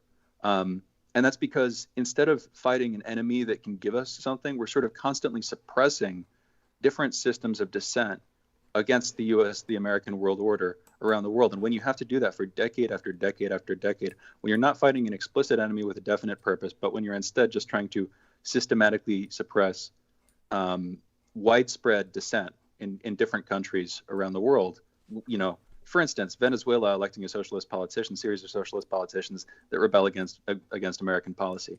That's effectively just suppressing a kind of an ideological dissent abroad. You know what I mean? And so from the angle of peace, if we want peace, you're right. You can't just pray for it. You need to work for it. And what we would need to do is to push our state, the American state, to try to come up with some workable solution to its own problems, and the sort of systemic need for it to maintain that lack of dissent, for it to sort of suppress that dissent. If we can do that, then peace will, I think, come as a byproduct, at least in a lot of these cases, just because there won't be an incentive, there won't be a demand. We'll sort of confront it of a problem. It's just that we're not at that level. I don't think our national conversation is at that level. It's easy for us to criticize our wars, but I haven't heard that much of a conversation on the national political level about our war machine and how all of our international entanglements aren't just due to the fact that it rallies people to go to war or whatever. It's not just due to our military and the need to spend there. It's due to the massive industrial contracts, massive military industrial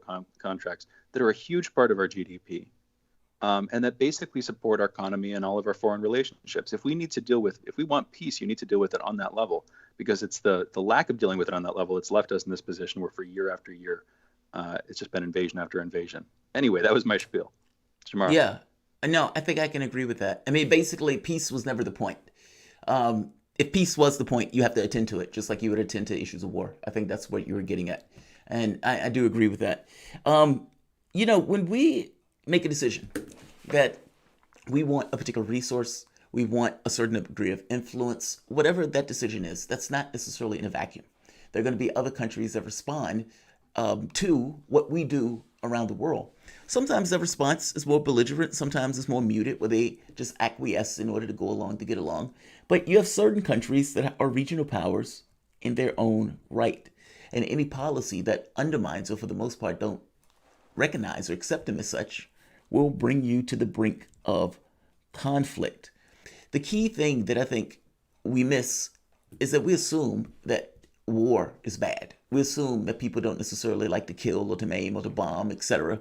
So we assume that this is not necessarily going to be a choice that people go to immediately. The problem with that assumption is that the people who are pressing the button to say, go bomb this, go kill that, or go blow that up, are not the ones that are actually flying those planes, laying those mortar down, or whatever. They're not the ones that are doing it. So there's a discrepancy, or there's a disassociation between the choices and the policies that people make in regards to elsewhere, outside the world, and the repercussions that don't come back to those people. Meaning there's no feedback mechanism to ensure that the choices that are being made are in some way commensurate with what the public, or what rational, good sense, again, going with this notion that war is bad, be towards that particular idea. I think our problem, in many respects, is that by being the top dog, if my greatest attribute was fighting in Kung Fu, then I might end up in a Kung Fu match at the end of every, whatever other day. Meaning, if the United States, if our big thing is the military, if our big thing is power and ability to put pressure in these various spheres of influence, then it is, just by definition, something where you're at an advantage while you're in conflict. That's not a great place to be in. We incentivize this in a few ways, not just with the taking of resources, but with also a jobs program, which much of our military at this point is.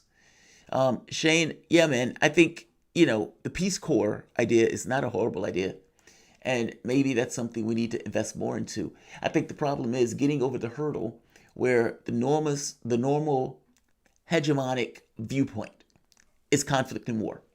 And you can see that either with the pressure that gets put on Trump when Trump says, I want to pull us out of Afghanistan, I want to pull us out of Syria, or I want to do something with North Korea, and people balk and be like, oh my God, I can't believe he wants to do that. That's horrible. You can see it there. You can see it when Obama goes through this policy saying Venezuela is a national security risk. Or for that matter, even in the policies that Clinton took. I guess I'm making the point that you can see how we function in the world with regards to the policies that we take in the various countries that we're in. And that is not peacekeeping, regardless of what they may want to call it. We're going to come back. You guys can give us a call and join into the conversation. It's 202-521-1320. You guys are listening to Fault Lines with Thomas and Stranahan. Back in a moment.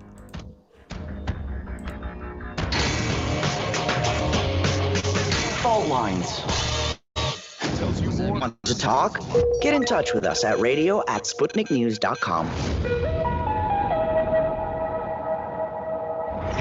Shooting from the lip. We're taking no prisoners here. Real opinion. opinions for real people. Where we bring you people with controversial views, and instead of trying to catch them out, we actually let them expand on their views. What's going on in British politics, European politics, and indeed in world politics as well. And wherever you are, whether you're a UKIP supporter, a Tory or Labour, everything is in turmoil. John Gaunt. Shooting from the lip.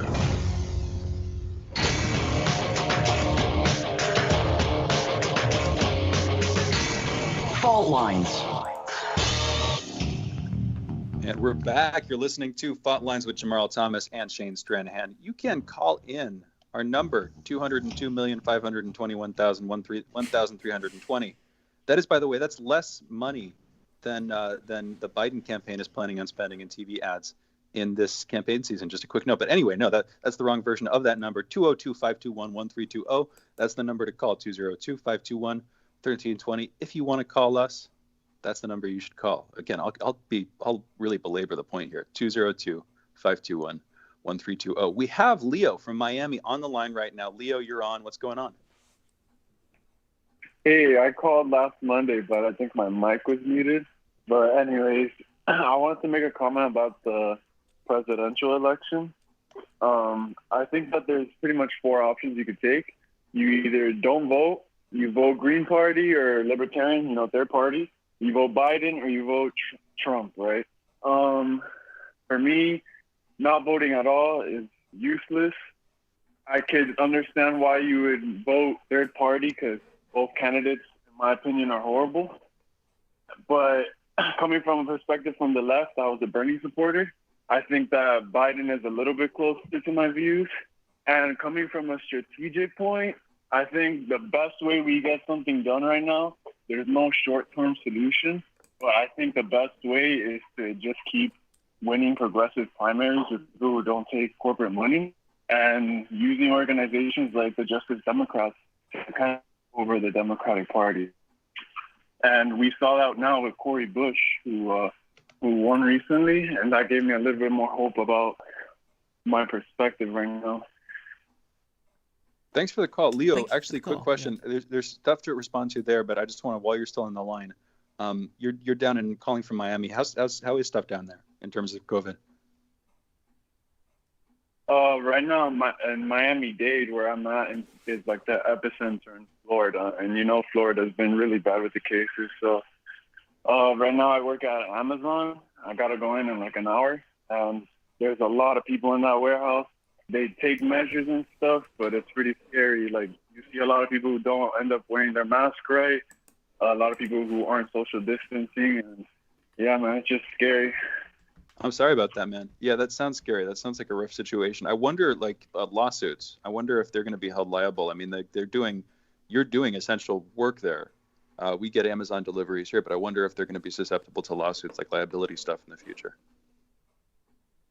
Yeah, I doubt it because they have a lot of money. They could get around that stuff. Yeah, I can see that. All right. Thank you, Leo. Thank you for the call. I appreciate that. Jamarl, anything you wanted to say in response to what he was talking about there in terms of voting? Who to vote for? How to make a change? Look, I think he's right in the sense where as you're looking at and you're trying to make a determination on who to vote for, you try to figure out what gets you to where you want to get to. So fair enough. And I don't doubt that some people may come away with the conclusion that, okay, well, Joe Biden is least worse in this situation. But I think they need to really engage this thing of why 70% of the population is voting for Biden, not for who he is and what he's trying to push through, but for who he's not. And that this has been something that has been going on for the last 40, 50 years, where lefties have basically been cowed into this notion of you have nowhere else to go, and you vote for a party that continuously push back against your wants, even when those wants are entirely one of those things that are something that the public wants. I mean, they just did a recent poll. They had Medicare for all at 70%. And yet, they tell Democrats, you kick rocks. Now, whether you agree with the policy or not is almost secondary to the point that you have almost a unanimity of people saying this is what we want that's in the party itself. And the other members of that party tells them to kick rocks. And you can go down the line with that.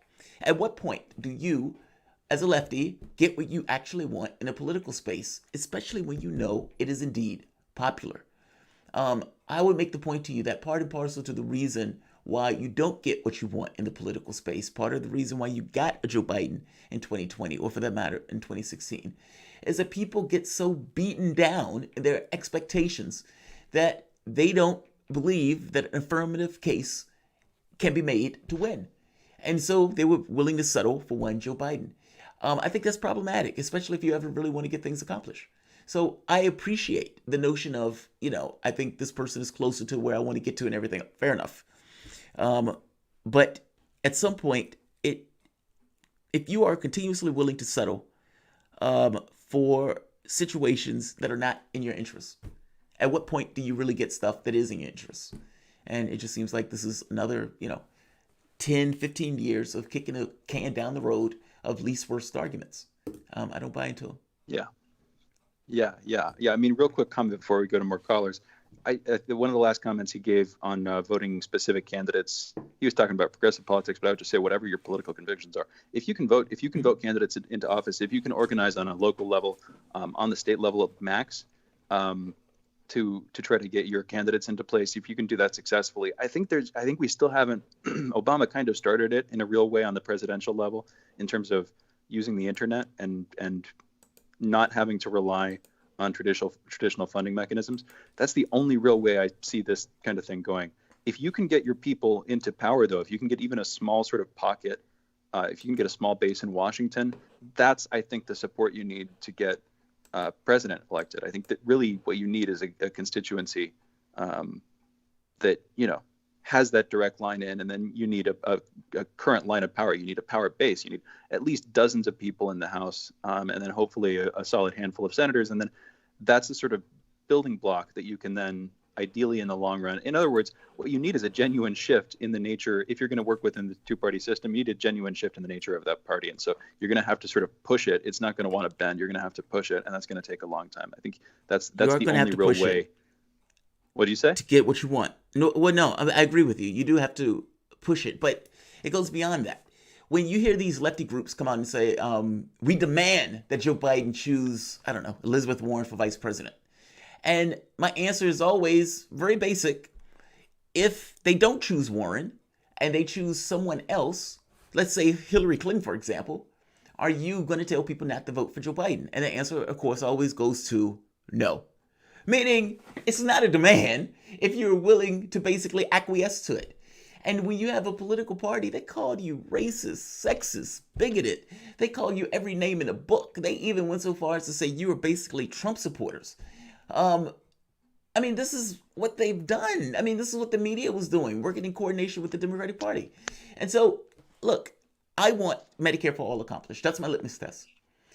If I am supporting a party with 70% of the population and like 88% of the members of that party saying, yes, this is what we want, and the party still tells me to kick rocks, then it becomes impossible for me to get anything accomplished by backing a party that is against my policy positions. And I think that's with Democrats or Republicans. And so it's not, to me, it's not the least worst thing. These are the policies. These policies are in line with the American public. And if you are not backing the policies that are in line with the American public, who do they represent? And, should those policies, philosophically even, represent the interests of the members of your own party and the things that those party members want, especially if we're going to call ourselves a representative government? We have callers. All right, so let's get the callers. David in Florida. David, what's going on? Good morning, gentlemen. How are you doing this morning? Good. So far, so good. We can wrap this up in one brief, easy statement. Peace doesn't cost any money. I like that. Peace is cheap. Peace is too cheap. All right, let's go to the next one. Wait, real quick. Go ahead. Shane, go for it. Jamarl, sorry, I'm going to jump in, and then we can go to Jonathan. I think peace can sometimes cost money. I get your point, though. It doesn't cost nearly as much money as trillions of dollars worth of military equipment and aid and all that stuff. But peace, you got to pay for diplomats. You have to put some time into it. Technically, it does cost money, and it does. Oh, and by the way, it costs money in a different way also. Right there. It takes effort. It's not something It's that's really sweat perfunctory. equity. It's really labor. It's really the cost of doing the negotiations and a lot of communication, and then probably selective economic investments so that you're competing with other countries on the right things instead of just a free for all. I don't know, stuff like that. But it does take some work. That's all. I think I you're don't mean onto to be something. pedantic. No. I think you're onto something. Meaning, if you're a country that wants to get something out of some kind of process, let's say you want you don't want the deal between Russia and the gas lines to go through between Russia and Germany. Well, that's not really any of your business from the standpoint of the United States. But the U.S. may be willing to accept something so it would leave them alone. Again, it's none of the U.S. business, but by virtue of power and influence in and of itself, it hones its way in. And so it's like, does that cost? Yeah. In that case, peace does cost because you have this kind of company or this kind of country wanting to get something out of the deal. No, I don't think you're being pedantic. I think there's a point to it. Peace does in some situations cost. Even though I get his point. To David's credit, he was way more concise than I was. I took like 40 seconds. He took 3. So good on you, David. And I wasn't really trying to push back. I was just trying to add that perspective in. We should go to Jonathan in Potomac. We've got a few more callers. Let's get through them. Jonathan in Potomac, you're on the line. What's going on? Oh, he dropped. Okay. Didn't see that. Joe in Pennsylvania. Joe in Pennsylvania, you're on. Yes, sir. So the caller before the last break, she was saying how the voters had spoken for Biden in those Democratic primaries. And I see people have short memories because Biden only had a 78 delegate lead after Super Tuesday. That would have been a smaller lead than Hillary Clinton had over Sanders in the previous cycle. So I don't buy any of that. And I tell you the truth, I'm registered Democrat. I've voted all over the map, I got to admit, but I'm voting green this time around. Thank you for the call, Joe. I agree. I think when you ask all of the voters, what did you want policy-wise? Those voters lined up decidedly on the side of Sanders. If you ask them about electability, they say Joe Biden. And the electability thing is not entirely real, and that has a lot to do with what they're just what's normal for them. Basically, so we're talking about a relative value. I think those are the things that matter more, not to mention Sanders and pushback. So that's kind of the way I see it. How do you see it, Shane? I'm not sure. You know what? I think I'm sorry. A little bit distracted. I think we should go to Brave in Atlanta. I think I'm just looking at the time. We only have about 2 minutes left. We got another caller. You cool with that? All right, let's do it. Brave in Atlanta. You're on. What's going on? How's it going, guys? Real quick. I just don't believe that we can. I no longer believe that we can change it from within the system anymore, unless. And I guess I want to get you guys' opinion on it. Unless it's like another thing where we have another large personality, like leadership, that steps out front, like to stand behind for the people to rally behind, because we just don't seem to be serious enough in some cases, I think, man. And my other question is, do you think there's a out-of-the-box way we could challenge the Democratic Party, Republican Party legally to break up the monopoly they have on running for the presidency, where they can't hold third parties out in the way that they have been up to this point? Because that seems unconstitutional in some way. I don't know, but it just seems like two private parties, companies, two private corporations that have a lock on it. You know what I'm saying? I can see that. Yeah. I could totally see that happening. But I think real quick, I think what you'd need for that to happen is you'd need some sort of viable alternative kind of already developing and in place, because otherwise there'd be a whole bunch of questions about what system is going to replace that. If you don't have the Democrats and the Republicans, what is the alternative? And these alternative parties, whatever that system looks like, whatever the reform push is, they would probably be arguing for that stuff. They'd be arguing that there's this constitutional duopoly, that there's the violation of the Constitution potentially, that regulatory capture in a weird way by the political elites.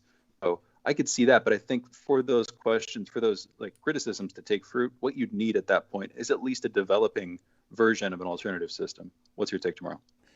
Yeah, so I've had this question myself. And I want to jump to that one, the antitrust. My thought was, can you use antitrust legislation to deal with political parties? Ultimately, the Democratic and Republican parties are just two corporations. It's like you have a bus, which is the government, and you have somebody who you hire to drive the bus, which is basically the political party that you're choosing for the job. And so it's like, why do these political parties get to crowd out other people who may actually want to get an opportunity to ride the bus.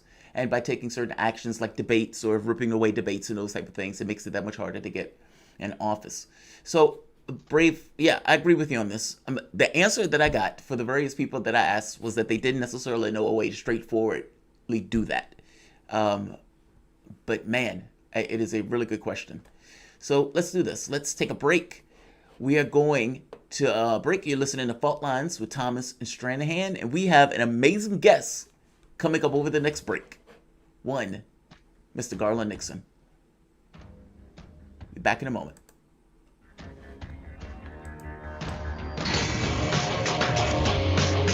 Fault Lines. We are above all the latest developments, and we don't take any sides. Radio Sputnik, telling the untold. What do we want? News, politics, and culture. When do we want it? Wait, we weren't finished. News, politics, and culture without the red and blue spin. Okay, so now when do you want it? Daily from noon to 2 p.m. Eastern Time. Okay, satisfied now? Never. Tune in to Political Misfits on 105.5 FM in Washington, D.C. and on 102.9 and 104.7 FM in Kansas City, Missouri. Daily for our analytical fix. No surrender.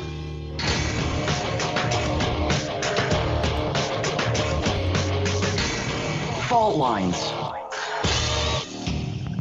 And we're back. You're listening to Fault Lines with Jamarl Thomas and Shane Stranahan. We are joined for this segment by Garland Nixon. Garland, Sputnik political analyst and the co-host of the Critical Extended, airing Monday through Friday from 6 to 8 p.m. East, right here on Radio Sputnik. Garland, how are you doing this morning? Wonderful, wonderful. What's happening, guys? Hey, thank you so much for joining us. Really appreciate it. All right, we're going to get straight into it. We're talking about the coming rental crisis and economic meltdown. So huge fears a lot of us have. And end of last month, just a couple of days ago, about a week ago at this point, unemployment benefits dropped out for tens of millions of Americans, hundreds of millions potentially.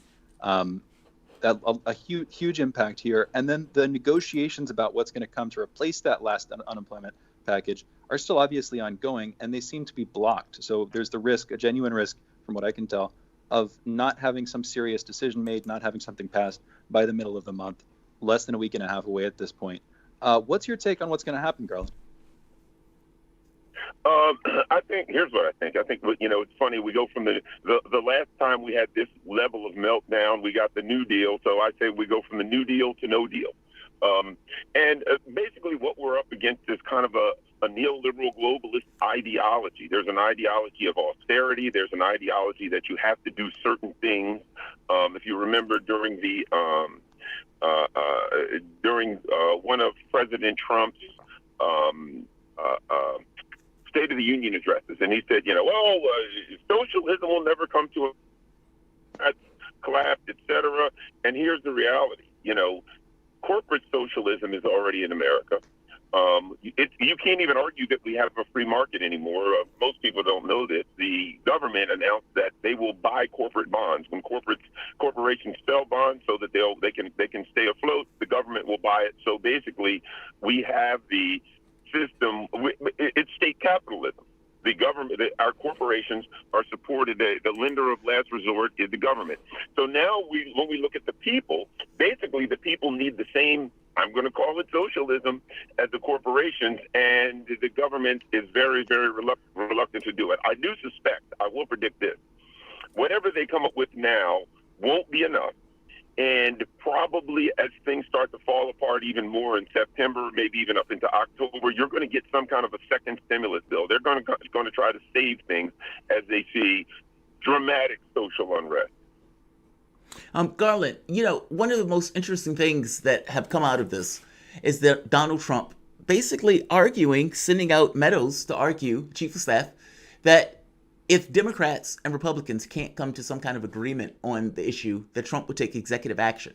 Now, that's mind-blowing, because the president of the United States at this point is basically saying, I will do something about the evictions, I will do something about the inequality, and I will do something about the unemployment insurance that people require to keep the economy afloat. Do you think that Trump actually has any power to do this? I mean, some of the stuff sometimes is just the president asserting it, but you think he can do it? Okay, here's what I would argue. Certainly, when it comes to giving the $600, I absolutely believe that he can do this for this reason. Even though under our separation of powers, our constitutional separation of powers, the House of Representatives has the purse strings. However, that was before the Fed. Donald Trump controls the Fed. He could go to the Federal Reserve and say, here's what I want you to do. And rest assured, if I was president, this is what President Nixon would do. He can go to the Federal Reserve and say, I want you, you're basically a bank. You're basically the nation's bank. I want you to create an account for every American, however he wants to do it. Everybody who's on unemployment, whatever. And because remember, the Fed doesn't print money. They just add decimal points. I want you at the beginning of each month to put $2,000 per person, and if they have children, $500, $1,000, whatever. So he could go to the Fed, order them to create an account for everybody, send everybody a card and say the money's in there. There's nothing there's nothing illegal about that. He controls the Fed, and they do that. And let's not forget, Jerome Powell has come out and said, I think we should give the people lots of more money. Jerome Powell recently came out and said, you know what? And it was it's on the Yahoo News. He said, you know what? I think we should do a lockdown and just give everybody lots of money. So, yes, I think he could. No yes about it. I've talked to economists that say, yes, he can absolutely do that. With the evictions, I don't know how he can do that. I don't see an avenue for him to do that. This is the $1 trillion nickel, right? I mean, basically, Donald Trump comes up and says, I'm going to print a coin, and this coin is going to have $30 trillion. And I just want you to pull the money that's necessary from that coin. Absolutely. So he can do that. The problem is, see, the Democratic Party is trying to extract some things from the Republican Party, and I think mainly state and local money for state and local government. And here's the discussion that isn't had a lot about that. If state and local governments aren't floated by the federal government, if they are not floated, we're looking at an estimated 5.3 million layoffs from state and local government. So what they could be doing, if they go along with what the Republicans want to go along with and say, okay, here's what we're going to do. We're going to give the people some $1,200, and let's say they get the $600. But they don't float state and local governments. Well, guess what? You're going to have 5.3 million people who are getting that $600 anyway, because they're going to be furloughed, laid off, lose their job anyway. So it's pay me now or pay me later, one way or the other. And if they're allowed to continue to work, which the Republican Party says, we want people to work, we don't want them to stay home, well, then you need to fund the state and local government. The problem is the Democrats did not, I would start to say, use their leverage when they had it early to get the Republicans to fund state and local governments. But I'd put it a different way. They didn't really have leverage for this reason. If the Democrats would have ever been willing to hold back on, say, military money, or hold back on some of the things that the Republicans wanted to give the big corporations, if the Democrats had been willing to hold back on some of those things, they could have got state and local funding very, very early, because the Republicans would have gave it up. The problem is they didn't have leverage because they wanted it too, because they couldn't hold that back from the Republicans because they have the same donors as the Republicans. So people who argue, well, the Democrats, when they had their leverage, they didn't have leverage. You only have leverage if you can hold those policies back. They were pushing the same damn policies as the Republicans, so they never had any leverage here. That's a great point. I mean, that's interesting also because it affects everything. It affects everything in our political system. If you have two parties who are effectively wanting the same things, then what the compromises that you're going to get are going to be over marginal nothing issues. You're not going to get a sort of systemic repair of the deeper system. And it's not just this issue, of course, although this is one that is striking pretty close to tens of millions, hundreds of millions of Americans, bank accounts, futures, livelihoods, everything. It also would affect everything else in our system, make everything else a little bit more intractable, because basically there's not that much for people to really contest or argue or use as a chip on the table when it comes to negotiating or making political investments. If you fundamentally agree on certain basic things, like, for instance, the vast majority, the huge amounts of money that we spend, the degree to which our economy is dependent on the military industrial system, that's where a lot of, like you're saying, the budget would have come from. if you don't want to go to the Fed and just print money, you're going to have to make cutbacks somewhere. And the military is one of the more natural places for us to do that. Of course, as Trump tries to pull back internationally. So yeah, again, good point on that, Garland. Yeah. Additionally, there's an article out that I'd like to point people today, and it's of all places, a place that I don't normally, a website I don't normally land, but I got there through antiwar.com, and it's on Huffington Post. And here's the article: DNC delegates called Biden foreign policy team a horror show and ask for new hires. That's what we're talking about, and that is, for those people who say the Democrats should use or should have used their leverage against the Republicans. What are they going to use? Military leverage? They're basically the same people. Some of the people were in the Bush administration, in the Obama administration, people that Hillary Clinton chose. So basically, these people would be just as comfortable in Donald Trump's cabinet. Here's an example. Steve Mnuchin's a Democrat.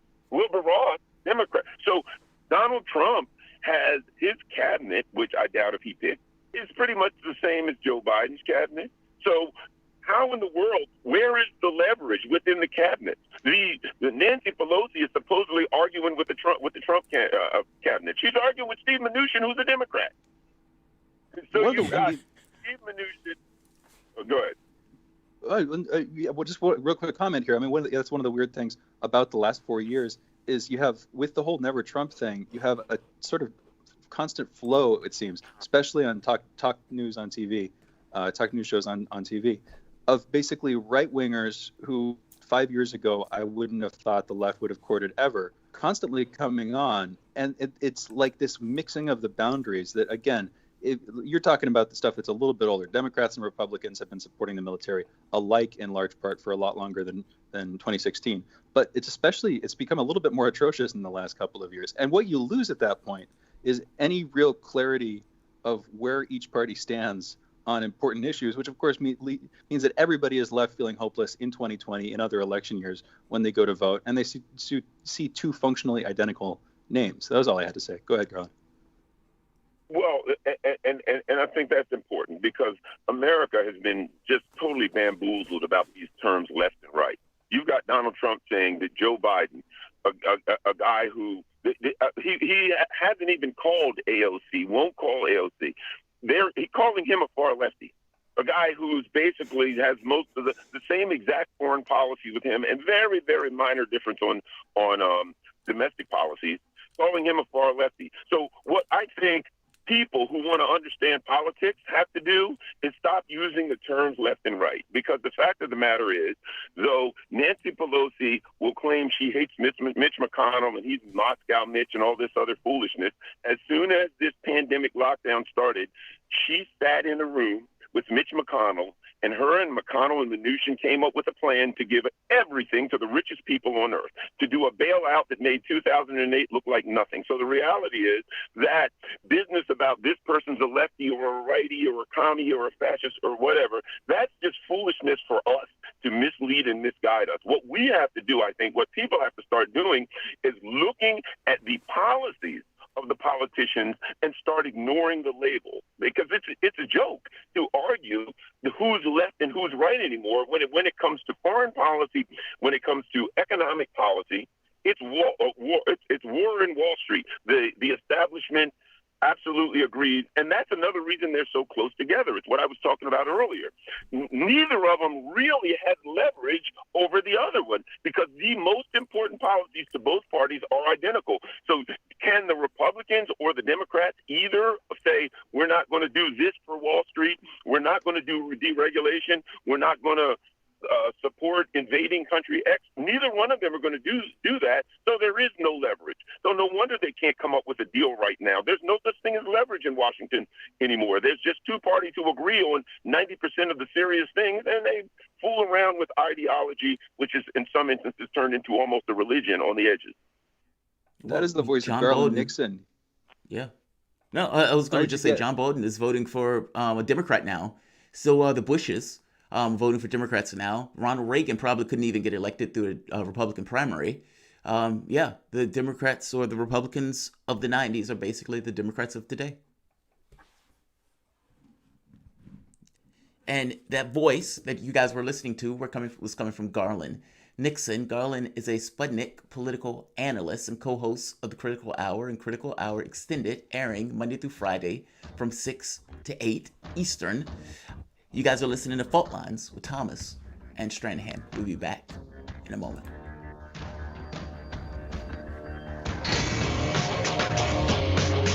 Fault Lines. By Any Means Necessary is your guide to the movement and efforts shaping the world around us, from mass incarceration.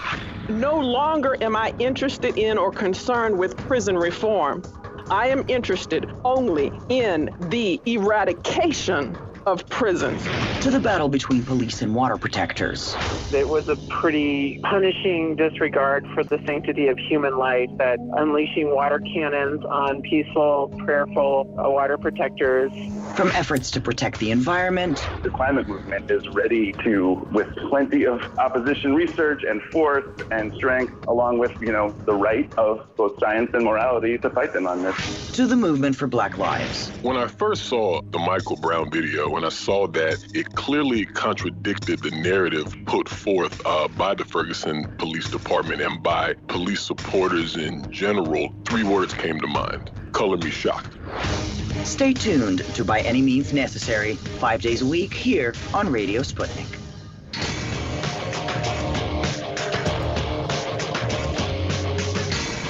Fault Lines. Welcome back to Fault Lines. My name is Jamarl Thomas. I'm here with my co-host, Shane Stranahan.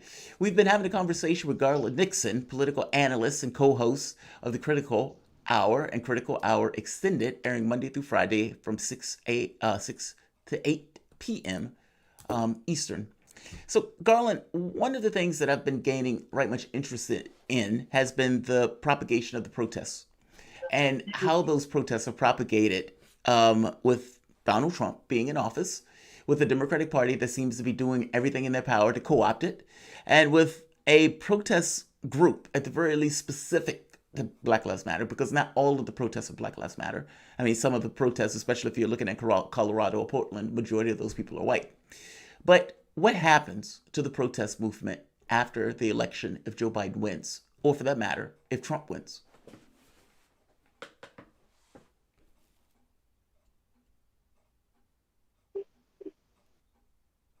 Garland, can you hear me? Okay, we're having a little difficulty with Garland. We'll try to get him back on as soon as we possibly can. Look, the reason why I asked that question is because what I strongly think is going to take place, and what I strongly think is happening now, is that all powers that are within the context of the Democratic Party is going to go towards appropriating, or at the very least giving the optics that they are somehow in alignment with the movement, the protests. The moment that the elections are over with, if Joe Biden wins, the last thing he wants is for that energy to be outside of the political structure, as with a BLM system. Garland, are you here? Nope. Still not here, sadly. There we are. Okay. Shane, can you hear me? I can hear you totally. Yeah, no, I'm here. No, Garland, we're just having a trouble with Garland connection. No, I'd be happy to continue this conversation. It'd be good. We're going to get into the issue of like a genuine left-wing movement and what that looks like in the U.S. That's something I'm super interested in. I mean, we've kind of been leading up to that, talking about that a little bit in the last hour. Earlier this hour when a caller called in, talking about electing candidates. I'm also interested in this idea of, again, building up new political institutions on this sort of more grassroots, but also a larger level. I think that's what you'd need. Anyway, Garland, I hear we have you back with us. You there, Garland? Yes, I'm there. Absolutely.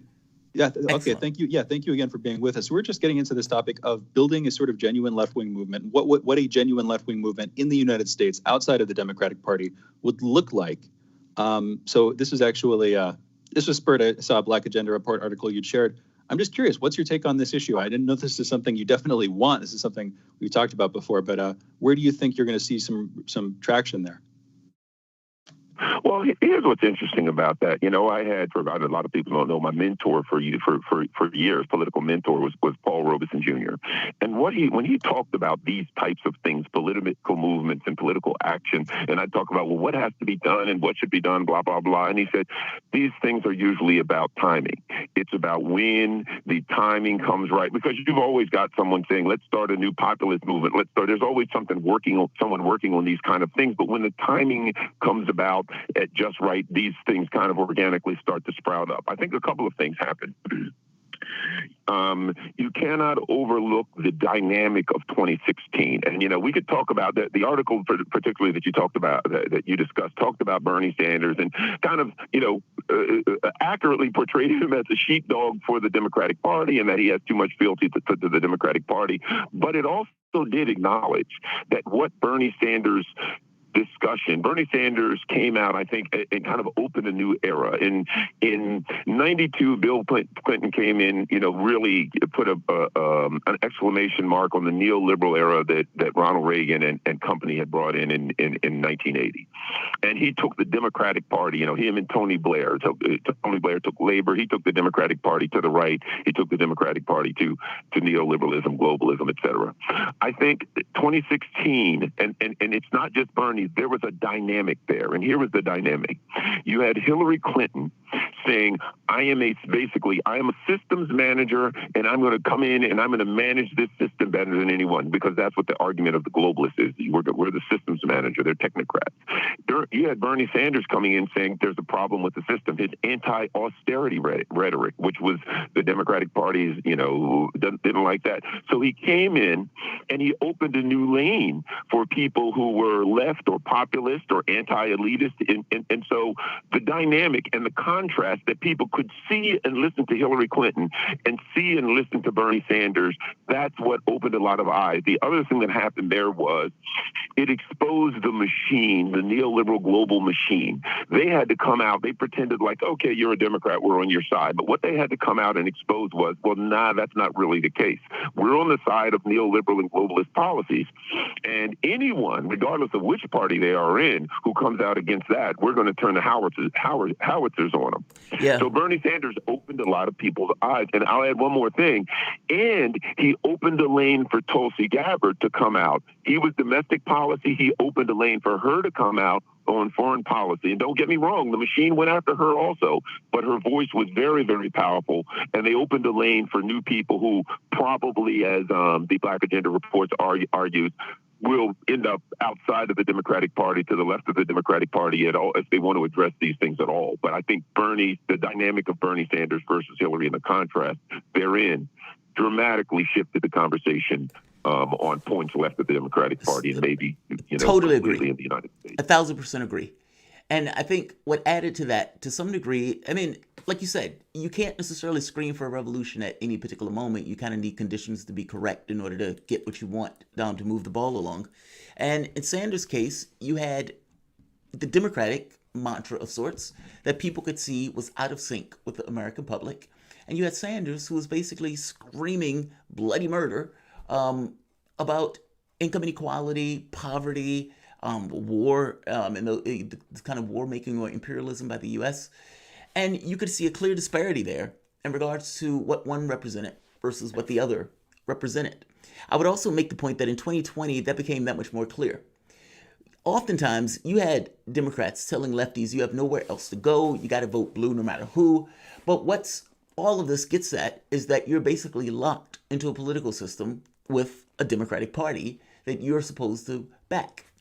When the roles were reversed, however, and it looked like Sanders was going to win, this was before South Carolina, and all of these people thought Sanders was going to run away with it. And when they asked him, which of you would take it to a broker convention if you get to the very end and Sanders doesn't necessarily have enough to clinch it entirely, but he does have more delegates, each and every one of them said we'd rip it out of his cold, dead hands. And in saying that, all of them know that nobody is going to turn around and vote for a party that rips the nomination out of Sanders' hands in that way. So in them doing so, each and every last one of them were perfectly willing and understood that they would have tanked it to Trump as opposed to allowing Sanders to take the party and own that party and change what it means to be a Democrat. for a generation. My thing is, if this election turns out to be either taken by Trump or be taken by Biden, how do you think that the parties themselves would regard those protest movements that have been going on for the last several months in the wake of George Floyd's killing? Well, so here's what I suspect, because they're in the process of botching this thing pretty bad. I think that these protests, the Floyd protests were the first, I've said this all along, that was the first wave of protests. That was social unrest. What we're seeing now, I don't mean in the future, what we're seeing now are protests that are economic unrest. New York, Kansas City, New Orleans, we have protesters that are blocking eviction courts, literally blocking eviction courts, have said, we're not going along with the law. We're going to block the eviction courts. Basically, we've got L.A., we've got protesters staying to the mayor, surrounding the mayor's house. So what it does, as Chris Hedges has said it, the elite ruling class has been fully discredited. The people are looking at them saying, you are not legitimate. Their legitimacy is no longer in question. So what we're looking at now is with the ongoing economic protests, that because there are a lot of people looked at the Floyd protest and absurdly said, oh, that's Soros trying to do regime change, which is, I could go on about how absurd an argument that is. It's so the opposite of reality that George Soros and the people who own this government would want to change it and put in another government. That's a joke. But when they look at this, it's going to be hard to argue when you see these protests, when you see an economic protest that, some nefarious entity, Soros or whoever are behind those. This is going to be because people can't eat. So it's going to be hard to deny. But here's what I'm looking at. And I know it's a way out. Whoever wins, look at the kind of candidates that are starting to win in the Democratic Party, and you ain't seen nothing yet. So the Democratic come the midterms. That's when you're going to see, the early 1930s when, the Republican Party got wiped out. But the Democratic Party may get somewhat wiped out. And what I mean is this internally. It's important. Parties, if you notice, parties want to control the nomination process in the primaries. That's how they keep their power, by ensuring that people who are outside of the pale, outside that they don't want in, don't get in. That's where parties are going to start losing control in the midterms, in the nomination process, and that's going to significantly change some things. Garland, I'll actually tell you, so one of the ways I could see the Democratic Party sort of tearing itself apart a little bit, at least financially, is with these ads. So hugely expensive ad. This is the largest ad buy the DNC has ever done. And I'll put it like this. Occasionally on YouTube, you get, ads at the beginning of videos. And sometimes I've seen Biden ads come up. So I've seen both Biden and Trump ads come up. And I think they're just confused about who I like, which is good. But when the Biden's ad come up, when the Biden ads come up, they're horrible. I have to look away. And it's kind of a shame to say, because it's just serious cognitive degeneration. And that's nothing, it's humane to joke about on some level. But on the other level, of course, I literally can't watch it. So what are the ads going to be? They're spending a huge amount of money, like 70 million more just on TV, I think, than the Trump campaign. But I don't know what the content of those ads is literally going to be, because Joe Biden, as far as I can tell, is set up in the bunker that is his basement. And hopefully at least won't have too much to say, because I just don't see that going well. But literally, financially, this is a huge amount of money they're spending. And if they don't win the election, it'll just be down the drain. Now, they have, reserves. They have plenty of more money. They can fundraise, all that stuff. But in terms of another way of looking at this, I'll close this up briefly so we can get back to you, but they set Trump up as the worst boogeyman ever, and then they put Biden up as the person to run against him, like the weakest candidate, I think, in living memory from the Democratic Party. What's your take on that, Garland? A couple of things. Number one, who wins the consultancy class? Because the people who work for the Democratic Party that are the ad buyers that set up ads, that put the articles together, the entire consultancy class, all of that money, and of course their buddies in the press who get the money to sell the ads.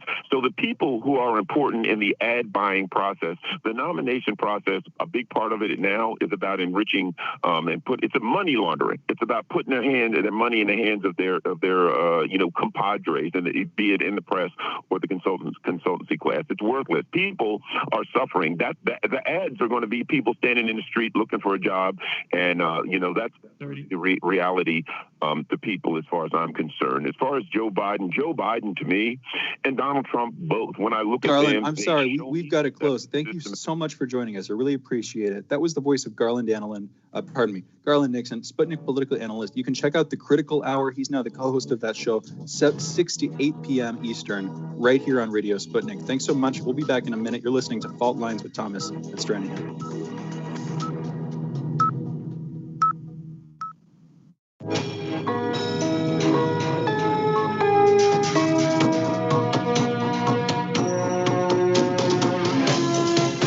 Listening to Radio Sputnik, telling the untold.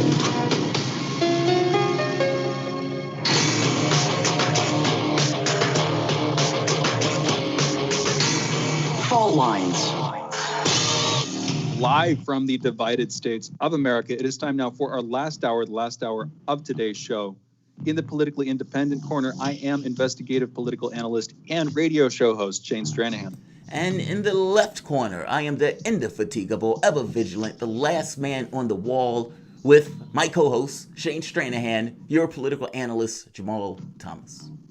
Together on that wall, we are Fault Lines with Thomas and Stranahan. All right, let's get the top headlines. First story today, recovery in Beirut is ongoing after the huge explosion that took place the day before yesterday. Massive explosion, 300 million people left potentially homeless, windows broken miles away at a firecracker warehouse where apparently presence of ammonium sulfide, over 2,000 tons, almost 3,000 tons of ammonium sulfide acted as an accelerant. That is the official narrative. A minority seem to be questioning whether or not this was an attack. But right now, the official narrative is definitely that this was sulfide, which had been left there apparently by a Russian ship years ago. Yahoo's angle, the Yahoo story, made it about the fact that it was a Russian ship, but apparently the people who were manning that ship had been complaining about the ammonium sulfide, and port officials and city officials hadn't acted on it. Now government officials have ordered the arrest of port officials. So it seems like the administrators are coming down on the sort of mixed administrative class. They're coming down on the middlemen in this. Although the same Yahoo article that was calling out the Russians for this being their ship, which is trivial, were also mentioning that government officials had not responded to complaints by port officials about the ammonium sulfide, so about the potential for an explosion. So this is kind of a pox on everyone's house in this case, to the detriment of everybody. But anyway, that's the wrap up there. Sadly, again, $3 billion potentially in damage to property, but really it's the hundreds of thousands of homeless people potentially that matter there. In our next story, Joe Biden will not travel to Milwaukee to deliver his DNC acceptance speech. DNC Chair Tom Perez said, quote, "We followed the science, listened to doctors and public health experts, and we continued making adjustments to our plans in order to protect lives. That's the kind of steady and responsible leadership America deserves, and that's the leadership Joe Biden will bring to the White House." End quote. Again, that was DNC Chair Tom Perez. My quick comment that I'll make again, what kind of leadership is, I understand the point that he's trying to make, but he's leading by staying at home. He's not leading anybody anywhere. Nobody can even follow him into his basement. That would, be a little bit too personal. Anyway, another quick note here. This came 2 months after Perez said that the DNC, quote, "won't abandon Milwaukee," end quote, when it comes to hosting the convention. So that was early June that he said that, the coronavirus crisis was well into full swing, well after it had accelerated. And I think maybe there was the idea that things would be opening back up, but at the same time, it was a pretty easy bet that it would come back too. So I don't know. My point is that Perez went back on his commitment to not abandon Milwaukee. The mayor of Milwaukee, however, seems to be grudgingly accepting this and understanding about it. And the same thing with the governor. In any event, in our next story, controversy on social media yesterday as both Twitter and Facebook removed posts of a video in which Trump says that children are, quote, almost immune to COVID-19. Specifically, Twitter removed it from the Trump campaign account, Team Trump, @Team Trump. And Facebook took down the video posted to Trump's personal page That's the first time that Facebook has done that. It's the first time that Facebook has taken down a video posted to his personal page. So getting a little bit more personal there. Obviously, there was harsh pushback pretty immediately from broad quarters of both the media and from Trump's family. In any event, though, that's happened in the wider wars between social media and the presidency, between social media, in some sense, and free speech. That's a big event there. In our next story, Pelosi says the RNC can't have Trump do the acceptance speech from the White House's front lawn. Trump, meanwhile, says he can. This is brewing into something of a legal battle, potentially. We'll see what actually happens there. In any event, though, it's also, again, a pair. Biden, as far as I can tell, is going to stay at home or do the acceptance speech somewhere more private. Trump is also wanting to, in his own way, stay at home, doing it from the White House, also somewhere relatively private. Just a little weird thing here. We were talking yesterday about whether this is precedent for other stuff, whether this is a slippery slope, whether the president basically using what should be presidential property for personal business, specifically getting reelected, whether that's appropriate. I don't know. There are questions about that. Maybe we can come back to it. This will undoubtedly be a story with time, with legs, so that we can come back to it on the future. We can get deeper into that issue, try to understand it more. In the next story, the city of Los Angeles will be shutting off water and power to houses hosting large parties in defiance of coronavirus social distancing. So Mayor Eric Garcetti of Los Angeles announced this yesterday. I almost just included this because I thought it was funny. I just imagine being one of those being somebody who hosts a party, you have your house, you do this, and then your water and power gets shut off. I can see how that's not a cool thing to do, and I'm not even the humor or the reason that it's significant. It's significant from a legal precedent perspective, and just again, in terms of the impact that this is having on society, potential powers that it's granting through president, but also just literally how many people are affected by it and how it's just weird that your water and power would be shut off if you host a party is one way of looking at it. If you had said that a year ago, you would have been looked at kind of strangely, but hey, circumstances dictate, I suppose. In our next story, it's now coming out that last year, New York prosecutors subpoenaed Deutsche Bank as part of a criminal inquiry into Donald Trump. Today, New York's Attorney General Letitia James is set to make a big announcement related to this case. In a court filing earlier this week, district prosecutors cited, quote, public reports of possibly extensive and protracted criminal conducts at the Trump organization, end quote. They suggested they were also investigating possible bank and insurance fraud. This originally, of course, had to do with hush money payments Trump was supposed to have paid to mistresses. In our next story, Democrats demand U.S. Postal Service reverse rules that slow deliveries. Nancy Pelosi and Chuck Schumer told Postmaster General Louis DeJoy that basically he would need to walk back some rules that delay the delivery of packages and that cut down overtime pay for Postal Service employees. They're viewing this, and they framed it in that demand as a part of the necessary deal they would basically they're pushing to make for wider coronavirus relief measures. So basically, if he doesn't do this, they're saying this is in some way necessary. This is part of the package that they're trying to get through now.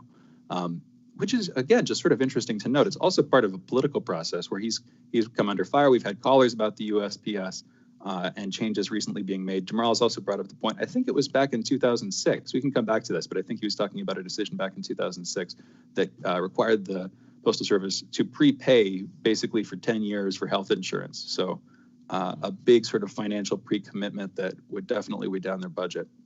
We should get guests on this soon. Anyway, last story here real quick.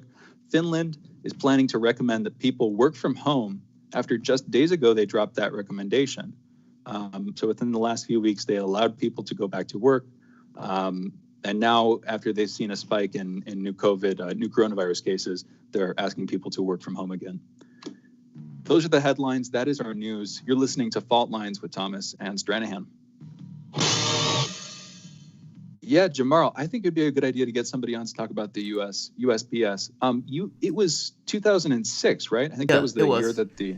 Yeah, so basically, the Republican Party, I'm telling you, this is one of those ideological things where they don't like the idea of a public business. And the United States Postal Service is probably the closest thing that we have to a public, edifice that kind of acts in the way that it behaves that we have. And in their heads, they would prefer FedEx or Western Union or whatever these other companies are to basically control and own this particular service. And the public loves the Postal Service. Like, look, if you were born into a country with universal health care, you would love it. If you were born into a country where you can go to school free of charge, you would love it. And not just love it, you would fight for it because you would understand what it would mean for you not to have it, at least on some level. In this case, you have the United States Postal Service with the American public love. And the American public is basically saying, leave it alone. Now, going all the way back to 2006, and even before, there were moves that were being made to undermine and hurt the Postal Service, but not to do it so in a way that it could immediately be put at the door of the Republican Party. They know that most people don't entirely pay attention to what goes on in Washington. So to make a policy where you would say, okay, the Postal Service needs to ensure that all of their people must be met for 75, or the health insurance costs must be met for 75 years. No one has to do that.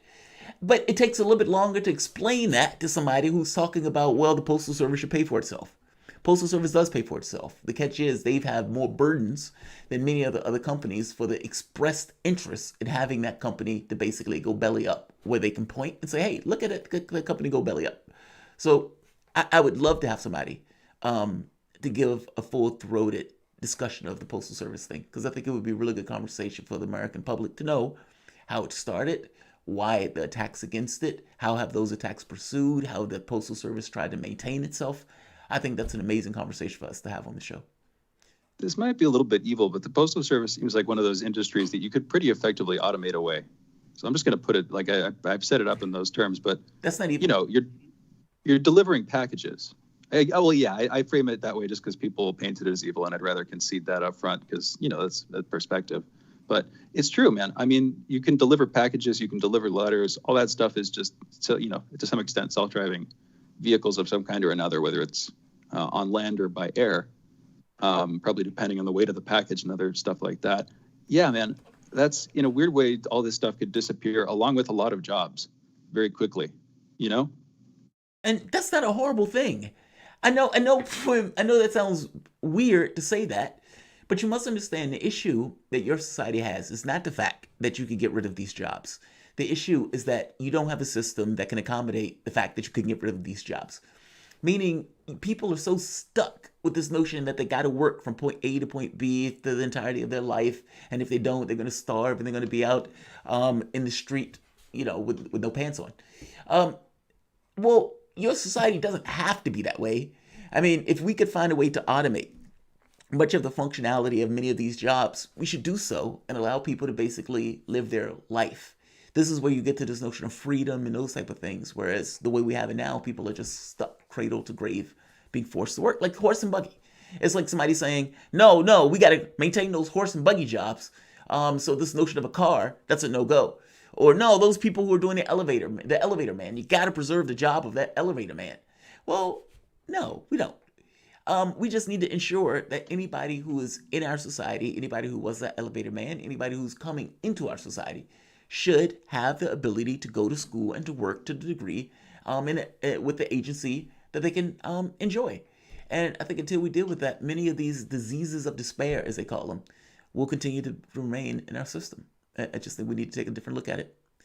Trudy. I agree. What's going on, Trudy? Baskerville. Bakersfield. I'm sorry. Oh, right. I said Baskerville. I looked directly at it. It would have bit me. No, Trudy in Bakersfield. You're on. What's going on, Trudy? Hello. Good morning. I wanted to just ask a quick question. What is a practical alternative to Joe Biden? Oh, I'm not used to quick questions like that. I was waiting for more. I'm just thinking about that one. I mean, for the first thought is not necessarily best thought, but Jesse Ventura. That was definitely the first one that came to mind, even if it's a write-in or however. Interesting. Jesse Ventura would be an interesting thought. Jesse Ventura made a statement. He said, if you elect me, you're going to have to be willing to elect Che Guevara. And it was like, whoa, that's strong. But his point is to be founded, right? If you're electing me, you're electing somebody who's going to be unrepentant and trying to push for what I see are necessary changes in the society. So I understand where Jesse is coming from with that. Look, Trudy, when we get this notion of a practical response or a practical thing of dealing with the elections and whatnot for Joe Biden, I do think it's practical to stand outside of the political system and say you get our support when you represent our interests. It's practical because if you have any chance at getting a particular political party to back your interests when many of them don't necessarily want to do so, you need to have something of leverage. Their ability to get elected is literally leverage. You guys are listening to Fault Lines with Thomas and Stranahan. We'll be back in a moment and we can maybe further into this conversation. Trudy, thank you for the question. We'll be back in a moment.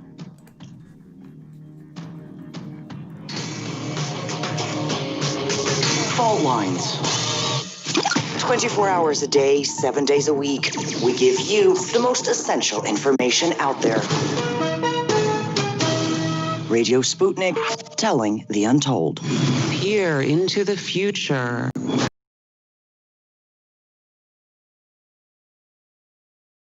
Culture. Catch us on 105.5 in Washington, D.C., or 102.9 or 104.7 in Kansas City. Octung, baby. Stuck in traffic? No problem. Stay informed. Stay tuned to Radio Sputnik on 105.5 FM or 1390 AM in the Washington, D.C. area. Need more? Follow us on Facebook or check us out on SputnikNews.com.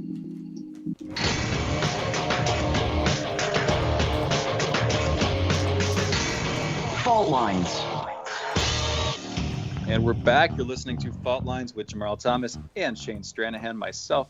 We're taking calls this segment, 202-521-1320. I'm going to make a quick comment here. This is kind of coming back on something a little bit random. We were talking about automation, and then we moved on. Took a call from Trudy in Bakersfield. It's actually this argument about localism. I think we were talking about parties and party politics, electing an alternative to Biden.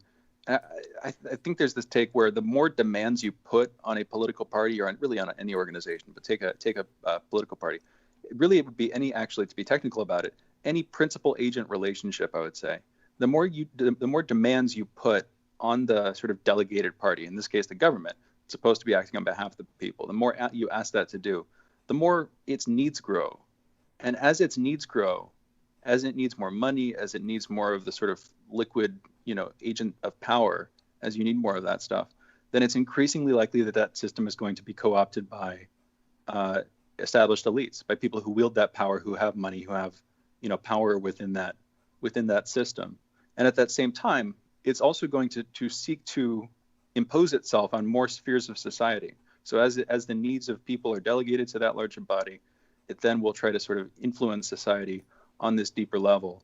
So from both ends, in terms of how it's likely to be affected internally and in terms of its abilities to impact society, it's like you have this this growth of both, which I think is a sort of, there are arguments against the localism, which I would put as the alternative to that. There are arguments for both sides, but I just wanted to throw that in there real quick. And then coming back to automation for a second, I said the evil thing. What would be better than a sort of mass system is a mixed system, where you have large-scale projects, automated away basically, that are helping to support a lot of public needs. I could see the benefits of that, but I could also see what would feel a lot more empowering for me is if it were very accessible for individual families or communities of people to set up their own little automated bases, basically, so that instead of having to sort of live in this fully administered larger system, you also had the flexibility on a smaller scale to set your own thing up. And that wasn't exorbitantly expensive to get into. If you had the combination of those, then I could see you having a pretty flourishing society, all other things equal. So you have sort of global production so that everybody has enough, but then you also have local production so individual people can get what they want and need. With that out of the way, we are taking calls. This segment, 202-521-1320, is the number you should call. If you have a comment, something you've been wanting to call in and talk about, or something you weren't thinking of calling in and talking about, but something that comes to mind, please do call 202-521-1320. We have Louise in Virginia. Louise, you're on the line. Yeah. What's Good going morning, on, Louise? Shane, yes, and Jamal. I'm just calling because I was so overjoyed and fascinated and interested to hear Garland Nixon again with his political analysis. He's brilliant. He's the best going.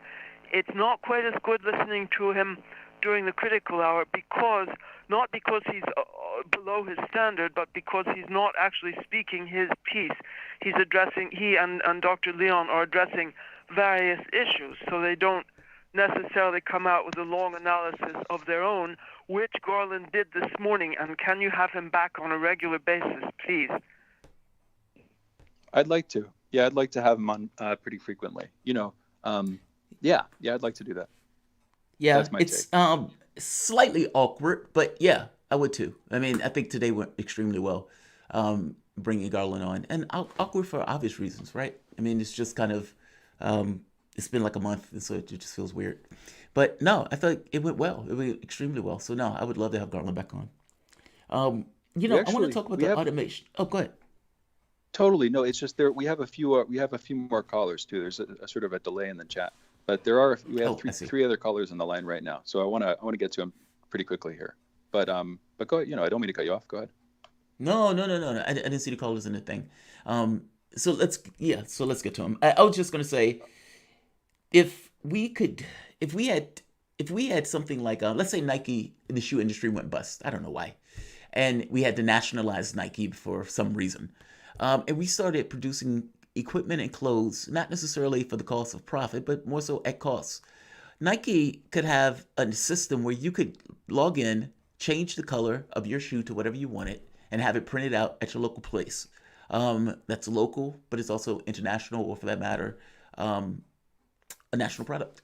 I think we can get both, or the best of both worlds. I guess we just take a little bit more imagination. But nevertheless, let's get to the callers. All right, let's do it. Yeah, I can hear that. All right, Marcus from Virginia. Marcus, you're on the air. What's going on, Marcus? Hi, this is Marcus Michael. I just wanted to mention that there's a guy who is running to become the president of the United States as a write-in, and he's running on just one basic platform to keep it simple. He wants to give every adult American with a Social Security number $7 million while keeping prices the same. He has, really easy videos on YouTube, and that guy's me, Marcus Michael. That's the solution. Marcus Michael, it's famous meeting you here, buddy. Marcus, explain something to me real quick. How do you keep prices the same when you're giving people $7 million? Now, what I mean by that is, say for the moment that half of the people who you give that money to decide, I want to go back to school. And half of those people immediately put in to go back to school. How do you keep the textbook costs? How do you keep the cost of, let's say, desk, tables, chairs? How do you keep the cost of all of those things from not going up the moment that people are spending money on dwindling resources? Well, that's why I need guys like you and Shane to help out. But I'll say that the story you just covered where they're cutting off people's water and, the government, I'll just say that. I'll say anything's possible. You have to control the companies. But I heard that, I think on this station, that the Federal Reserve is buying back stock, not necessarily debt. So, I think we're at that point anyway where it would be in everyone's best interest to sort of, I don't know, maybe taxes, I don't know. That is a big issue. Yeah, it's a start. Thank you for the call, man. I appreciate it. All right, let's go to Default from Atlanta. Default, you're on the air. Yes, I'd like to get your guys' opinion on the Draft Jesse campaign, the Draft Jesse movement. Sure. Yeah. So I mentioned him earlier. I'm just not sure whether the Green Party will do that at this point. It seems to be well past the time when they would be trying to get him as their candidate. What's your take, Jamarl? Yeah, they seem to be going with Howie Hawkins as the person. I've heard a lot of consternation and issues associated with the Howie Hawkins thing. There's been somewhat of a fight going on in regards to the choice of Hawkins. Beyond that point, I have heard people call and say they wanted to write in Jesse. Jesse had the opportunity, though, to put his name in the ring, and Jesse chose not to do so. So if Jesse would have ran, he would have had my support full-throatedly. And I do think the Green Party needs somebody that has a larger personality, that is more gregarious and that can bring more people of interest in from day one. And I voted for Jill Stein. I was perfectly proud to vote for Jill Stein. But by the same token, that's not Jill Stein. And so, this is no hit at the Green Party or anything like that. But Jesse would have been a really good choice. And yeah, there may be a write-in campaign, but the catch becomes how many people do it. And I really wish this was something Jesse would have did more on the overt level as opposed to the write-in stuff. All right, we're still taking calls, by the way, 202-521-1320. We do have 2 callers, but we've got a little bit of room for more. Let's go to Rod from Philly. Rod, how are you doing? Hey, good morning, guys. I just wanted to comment on something that happened yesterday. I'm not sure if you guys spoke about it earlier. I wasn't able to listen in. But, the Senate had a hearing with Sally Yates. And, this has all been pretty much a circus, since pretty much in 2017. Anybody who's objectively looked at it knows this whole Russia thing was the whole hoax was just made up by the Democrats to waste our time and to give themselves time. But anyway, Sally Yates was asked a question on if James Comey went rogue. And she answered, she didn't want to, but she was stuck, and she said, yes, James Comey went rogue. And that's, anybody who's seen him talk in the last year or two, the guy's off his rocker, he's writing books, he's taking pictures in the middle of the woods with crazy quotes. But the thing that I wanted to just bring to his attention is that the FBI director was noted by the acting attorney general to have gone rogue, but nobody did anything. And if you watch that hearing, the Democrats are avoiding talking about the facts. They're defending Sally Yates. And my whole thing, just to wrap this all up, is anybody who's running for any type of political office, under Republican or Democrat, and that can't talk about corruption, regardless if you're Democrat or Republican, call out the Republicans. I could care less. But you see these people running, and they give people high hopes. But if you have the corruption at the very top, what can you have at the middle and the bottom? It's true. That's a great point. Thank you for the call, Rod. Yeah. So former Deputy Attorney General Sally Yates, hearing yesterday, again, kind of going kind of hard against Michael Flynn, accusing him of making nice with Russia, basically, after the BS Russiagate stuff. No, we hadn't talked about that yet during the show. Thank you for calling in and asking about that, Ron. And you know what? Yeah, that's wild. Yeah, go ahead. It is. Yeah. Oh, just we've got another caller, Randy from Silver Spring. We're still taking calls, 202-521-1320. But Randy calling in from Silver Spring. Thanks so much, Randy. What's going on? Hi, I'm calling because I want to make the point that progressives have a weight. In 4 out of 5 states, we can send a strong message to the Democrats that they need to move left, while at the same time not, enabling Trump to win. And that is to distinguish first and foremost if you live in a swing state or not. Because in 4 out of 5 states, you don't live in a swing state. And in those states, you already know who's going to win your presidential election. You can't affect the outcome. There's no reason to vote for Biden. If you want to vote for Biden in a swing state, that makes sense to me. That's what I would do, and I would hate it, but that's what I would do. I think the only way to get leverage is to scare them in 4 out of 5 states. If all the people would think the way I think and vote, they would get a strong message, and the media would reflect the message. It would be a different conversation. I can hear you. This is a pretty. It's a problem of how do you get everybody to vote like you vote. Most people are just going to sort of vote party line. That's been the consensus. I mean, as the rate of people voting, as voter turnout goes down, I guess there's a chance that at some point you're going to get a surprise candidate, maybe even somebody from outside of the political parties, or somebody who's a reformer who does successfully activate people, potentially either somebody who's sufficiently different or somebody who's just sufficiently power within the movement. That's probably the way that turnout would happen. Or there's some crisis that instigates it. Usually that's actually going to be the thing. But regardless, I think the way is you'd want, one way at least, would be to get somebody who's a reformer, get somebody who can successfully reform the party at the right time. It's sort of seizing one of those pivotal periods, and it seems like we're entering that. So 2020 is pretty late for that to happen, but 2024, depending on what happens in the next couple of years, depending on how we deal with coronavirus, what other stuff happens around the world, that there's a period for that definitely. I think we should probably go that into a seems break. so forever. Yeah, that seems like, oh God, that seems like it takes so long. It's like 2024, 2028. It's just a couple of years, man. Some of this stuff, the real changes, I think those take decades often, especially building up for them.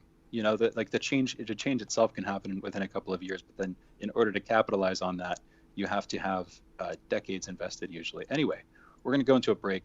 We'll be back in a minute with J. Christian Adams.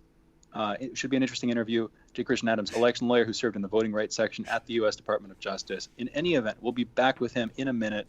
You're listening to Fault Lines with Thomas and Stranahan.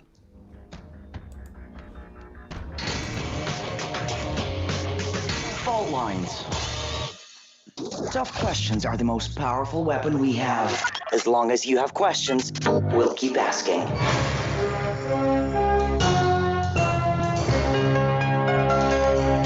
Radio Sputnik. Telling the untold.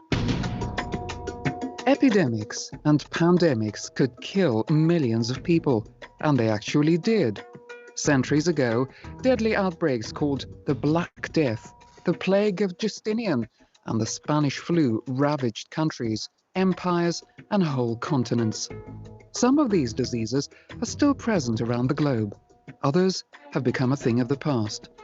Discover how these ancient and not so distant outbreaks from previous centuries differ from modern-day SARS, MERS, and coronavirus pandemics. Listen to our new series, Outbreak, the deadliest epidemics in human history, this week on Radio Sputnik.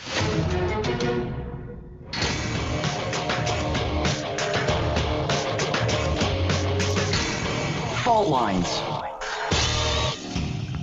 And we are back. You're listening to Fault Lines with Thomas and Stranahan. We're joined for this segment and the next by J. Christian Adams. He is an election lawyer who served in the voting rights section at the U.S. Department of Justice.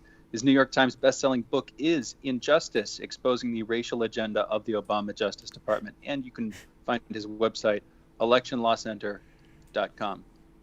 Christian, thank you for being this morning. Thank you. Good to be here. Sorry, couldn't quite hear that. Could you repeat that, please? I said hello. Hello. Yeah. Thank you for joining us. Hello. Sure thing. Yeah. Appreciate that. Hello. I'm here. Great. Yeah. Thank you for joining us. Okay. So quick question, I guess. Back in 2010, you left the Department of Justice. I'm just curious, what were the circumstances of your departure? How did that happen? What's the story there? Gosh, this is like time warp. I mean, I was an attorney in the voting section. I brought the case against the new Black Panther Party a decade ago or more, actually more than that, and the case got dismissed. And it's a long story, but I run the Public Interest Legal Foundation now. We do election fraud litigation around the country. We've been suing states over corrupted voter rolls. So the Justice Department stuff was a very long time ago. All right, fair enough. Yeah, just go ahead, Jamarl. Well, I was going to say the suing states over voter rolls. What specifically are you suing states concerning the voter rolls for? Meaning, what's been the lawsuits or the tenor of the lawsuits? Right. I mean, we have active litigation against Pennsylvania, Maine, Illinois. We've sued Detroit and Pittsburgh. They had corrupted voter rolls. One guy in Pittsburgh was registered to vote 7 times. They have dead people on the rolls. They have people who are duplicated, in other words, are registered to vote more than once in the same place. And so under the National Voter Registration Act, federal law, we bring cases to get voter rolls cleaned up. Yeah, but in many of these cases, I mean, let me ask you this. Let me just ask it in a more of a blunt way. Do you believe that voter fraud is one of these endemic problems in our voter system? And if so, why hasn't that necessarily been borne out? Wait, when you say endemic, I'm not sure. I guess you mean built in as part of the system. I don't think that. Well, not necessarily part of the system. I just mean, is it perverse? Is it something that is significant in the U.S. electoral system? Well, it's definitely perverse, but I think you mean pervasive. Yes, pervasive. Yeah, that's what I'm asking. Is it something that is different things? Well, look, there's thousands of cases. I mean, I could fill up the whole show of particulars. People like Meloise Richardson, who voted 6 times in Cincinnati. Lesadala Sowers, who went to prison in Mississippi. I could talk about Carrie Kate Windham voting multiple ballots that I proved in federal court. We could talk about what's happened in Paterson, New Jersey, which I presume you know all about, don't you? Paterson, New Jersey? No, I don't know the case in Paterson, New Jersey. Explain. No, I didn't think so. See, that's part of the problem here, is people who deny voter fraud, like you just did, don't know when it actually occurs because you turn a blind eye toward it. Google Paterson, New Jersey. The whole city council election has been thrown into turmoil in the last month because of voter fraud in Paterson. I don't doubt that there would be a case here or there. I mean, after all, there are 300 million people in this country. But, I mean, how many of these cases have been brought to criminal convictions? Moving the goalposts. So I'm not moving the goalposts. I rattle off cases off the tip No. I'm not moving the goalposts. Something more. Okay, so tell me what the new standard is, and I'll try to meet it. No, there's never been a standard. I just asked you, did you believe that it was something prevalent in our society? That was somewhat of a straight question. That didn't necessarily make the proclamation that voter fraud didn't exist. Because I've proved it in court. I have firsthand experience with the perpetrators. So I do know it exists because I've been proving it in court. Okay, I guess, but you've also had to apologize in court for saying people were committing voter fraud that weren't committing voter fraud. That's not true. That's not true, but congratulations on using Wikipedia to prep for your guests. It's actually not accurate. I have a whole article about that. We found non-citizens on the voter rolls in Virginia, and we later found out Virginia was canceling citizens as non-citizens. We published government information about that, which you should be happy we're doing because we're exposing defects in the voter system. And some of those people that the government canceled were actually citizens, which nobody knew at the time. And I suggested an apology for relying on government data, but congratulations on using Wikipedia for show prep. Actually, that wasn't Wikipedia. That was in Huffington Post that actually ran an article on the notion that an apology had to be made for basically declaring people were non-citizens that actually were citizens. I mean, look, you can blame it on the government, but ultimately it was your organization that you were involved in that were going through these states to try to get people taken off the rolls.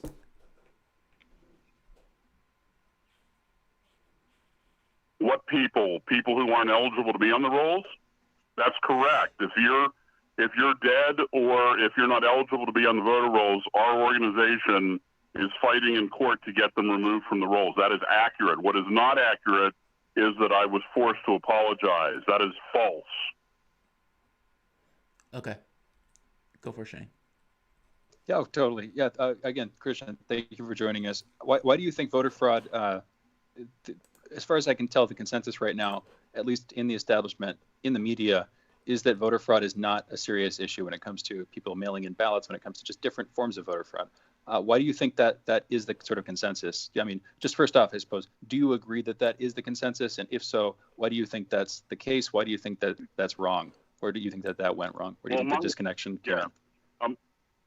Among the elites, that is probably the consensus, but there's data on this. There's polling data.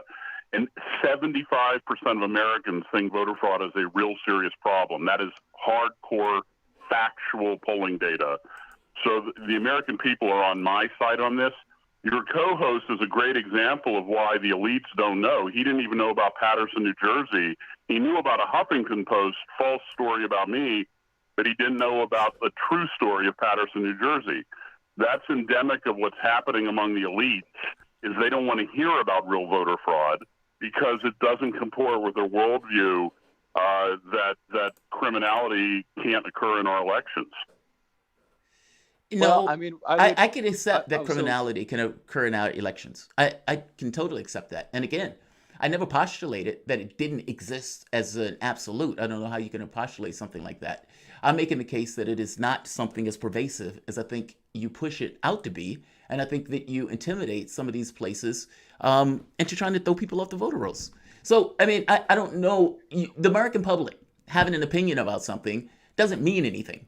Meaning the American public saying we don't, or we think voting is an issue is not here nor there. That's, how many people think Joe Biden is electable? Well, I mean, that's kind of the same kind of thing that you're getting at. That's a little bit different than if it's actually a flat fact case. 143 criminal convictions for mail-in ballot fraud over the last 20 years. Is that true or false? Meaning, do you accept that that number is so abysmally low in comparison to the number of people in the country? Than that, you're using fake numbers. Okay, sure. What? Who am I I'm using trying to fake get numbers. on the rolls? Where did you cook up that crazy idea? So you didn't even hear about Patterson, New Jersey. It's a huge national news story, front page of the New York Times, and you're not even aware of it?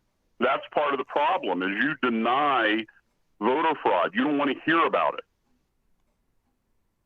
Oh, so I You guess, think I'm denying, the third time I've acknowledged that it's, of course, there could be a thing of voter fraud. I don't accept, I don't disavow that at all, meaning being a possibility.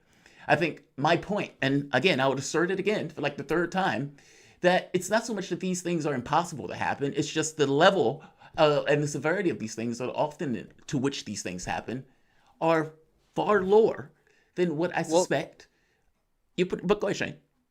No, just Jamarl, to that point, I think this is kind of where you were going with that last question. Where does that number, Christian? Where does that number go wrong? The 200 something number that he gave. Where is that number off? What is that number, first of all, and how does that not represent reality? Yeah, that number is wrong. He's getting that. I know where he's getting it because I apparently get an idea where he reads. How much is okay, by the way? How much voter fraud are you okay with until you think it's an issue that we need to do something about? Are you okay with some guy registered 7 times in Pennsylvania that we made sure was only registered once? Is that what you've got a beef with, that we care about someone being registered to vote 7 times? That's a real person, Rashawn Slade. What is pervasive? At what point will you admit that it's a problem? When there's 1 unit, where there's 100? I want to know firsthand, how much are you comfortable with? And then we can talk about whether or not that's happening. You mean what specific number of voter fraud that I personally am comfortable with in our political system? You tell me when you become concerned about it. How much voter fraud are you comfortable with before you think we need to do something? I just want to know, because you seem to be okay with what's happening now. I want to know how high you're willing to tolerate, and then we could talk about whether that's occurring. The number I'm willing to tolerate is the number that does not undermine potentially others for the voter fraud issue. Meaning, if you come to me and I could see 143 criminal convictions for mail ballot fraud over 20 years, 0.00006% of the total votes, and the argument boils down to, okay, let's disenfranchise a bunch of people for this tiny amount, then yeah, I take issue with that. Especially when you're looking at stuff like interstate cross-check, or for that matter, the voting ID laws that are put into place that just disenfranchise one section of the population while giving advantage to the other. No, the issue is not how much I, Jamarl Thomas, voter fraud am willing to accept. The issue is how much voter fraud occurs in your system and how many people do you want to disenfranchise in order to try to mitigate whatever that amount is. Clearly, I don't want voter fraud in my system. I don't want any kind of election fraud in my system. I think that's the issue, though. I don't want it either way. And how much you're willing to tolerate. You won't answer the question how much voter fraud you're willing to tolerate, and you introduce a fake canard that people get disenfranchised because you're trying to prevent voter fraud. It's a lie. There was no canard. That you will not answer the question of how much you're willing to tolerate. Because it's a ridiculous question, if I'm being bluntly honest. It's like, hey, how much wife beating are you willing to accept? And it's like, well, I'm not willing to accept anybody getting their wives beat. However, if you're asking me in this particular voting system, I was very specific with you. if you are telling me or pushing through policy, meaning whether you're a Republican in Pennsylvania under the Romney thing where the guy said voter ID laws was going to help Romney win the race, or some of these other places like in Texas where you can accept a voter ID law, you can accept a gun law, but you can't necessarily a student ID. I mean, these things are done in order to game the system. So if I take a certain issue with this notion that certain people are being disenfranchised, they are. Now, if you want to say that you're not one of the people that's making sure that takes place and you're one of the good factors in the system, fair enough. But it sounds like that there's not a huge amount of voter fraud. And I guess we can argue on what the amount huge is. And I am looking at this in comparison to the number of people that are potentially disenfranchised in comparison to the amount of voter fraud that there is. That's the way I look at this. I don't look at this as I accept 4 people of voter fraud. I think that's insane. Okay, I'm going to try again, and you're going to answer me or you're going to lose your guess. What's huge? What is your threshold for an unacceptable amount of voter fraud? You said huge, pervasive, although you said perverse first. What is the amount that you're willing to accept? Well, I guess I'm going to lose the guess because I've given you an answer 3 or 4 times. I've even given you the benefit of the doubt saying that the voter fraud thing, there may be cases of it. Clearly, there would be cases of it. You're looking for a flat value, which is somewhat of a ridiculous want. But hey, it's 9:45. I'm going to guess we've lost him. We've probably lost our guest. Yeah, J. Christian Adams. Christian, if you're still there, if you're still listening, please just thank you for joining us. Appreciate you taking the time. Don't mean to waste your time with this. I think it makes sense to go into a break. Let's go to a break. You're listening to Fault Lines with Thomas and Stranahan. We're probably going to be taking calls this next segment. 202-521-1320 is the number if you want to call. We'll be back in a minute. Again, Fault Lines, Thomas and Stranahan.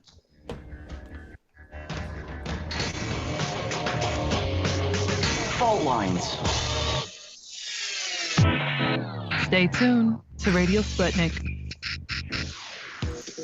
Tune in every Friday to Loud and Clear with Brian Becker for a weekly segment of the worst mainstream media headlines of the week. They tell us what's behind the worst, most misleading, and funniest headlines from around the news with Steve Pat of the blog Left Eye on the News. Together, they pull apart the corporate media's bias, spin, and downright lies. Tune in this Friday and every Friday for the worst and most misleading headlines of the week.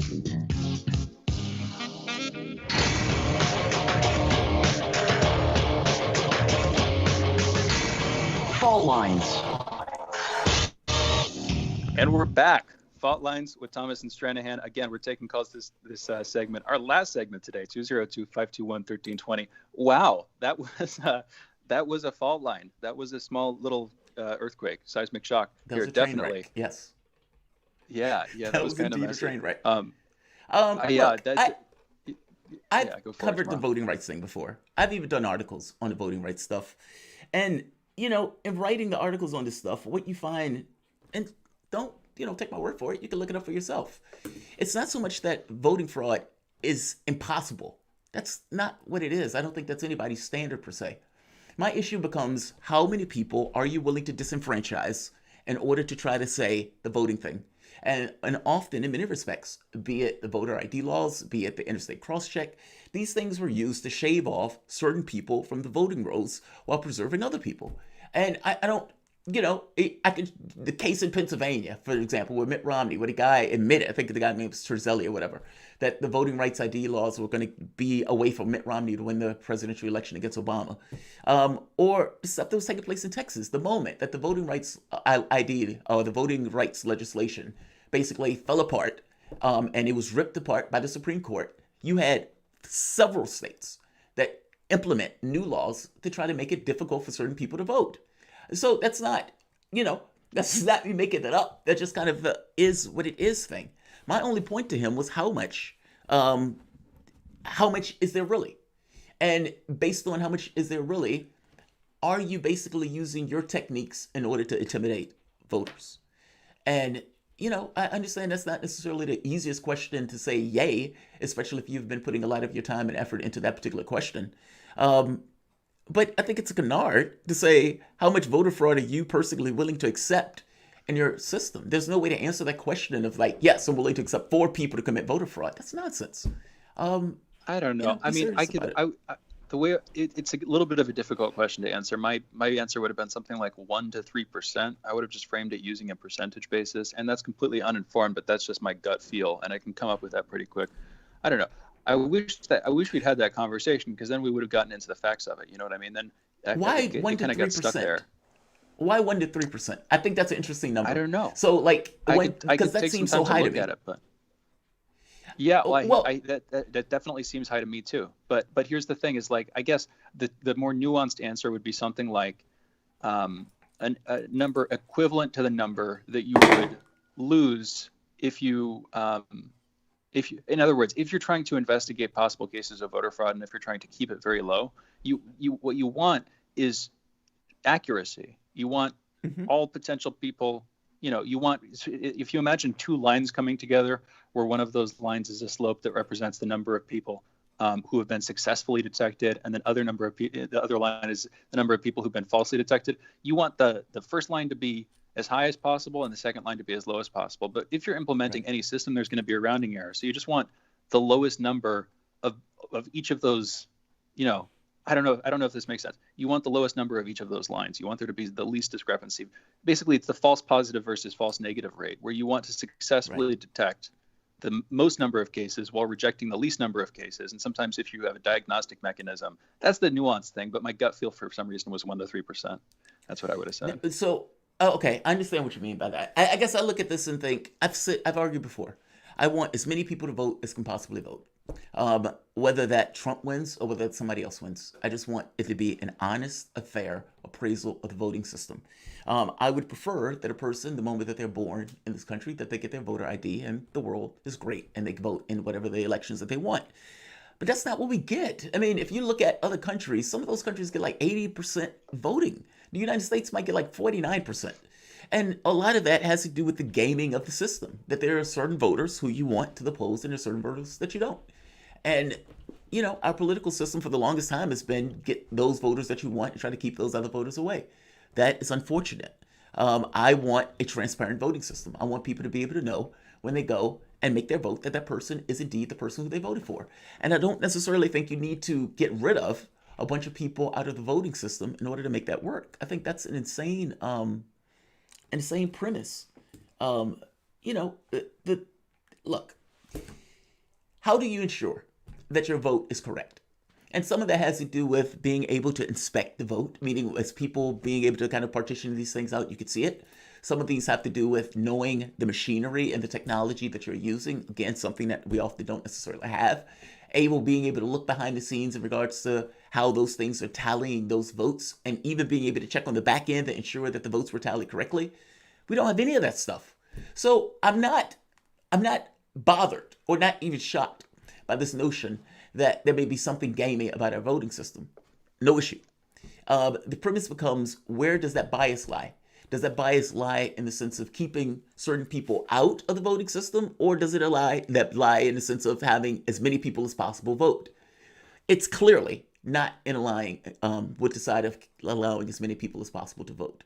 It's not what we have in our system. And I don't know how you can look at the United States in comparison to the rest of the world and look at our voting numbers in comparison to other countries and come away with the assessment that, the problem is we have too many people voting.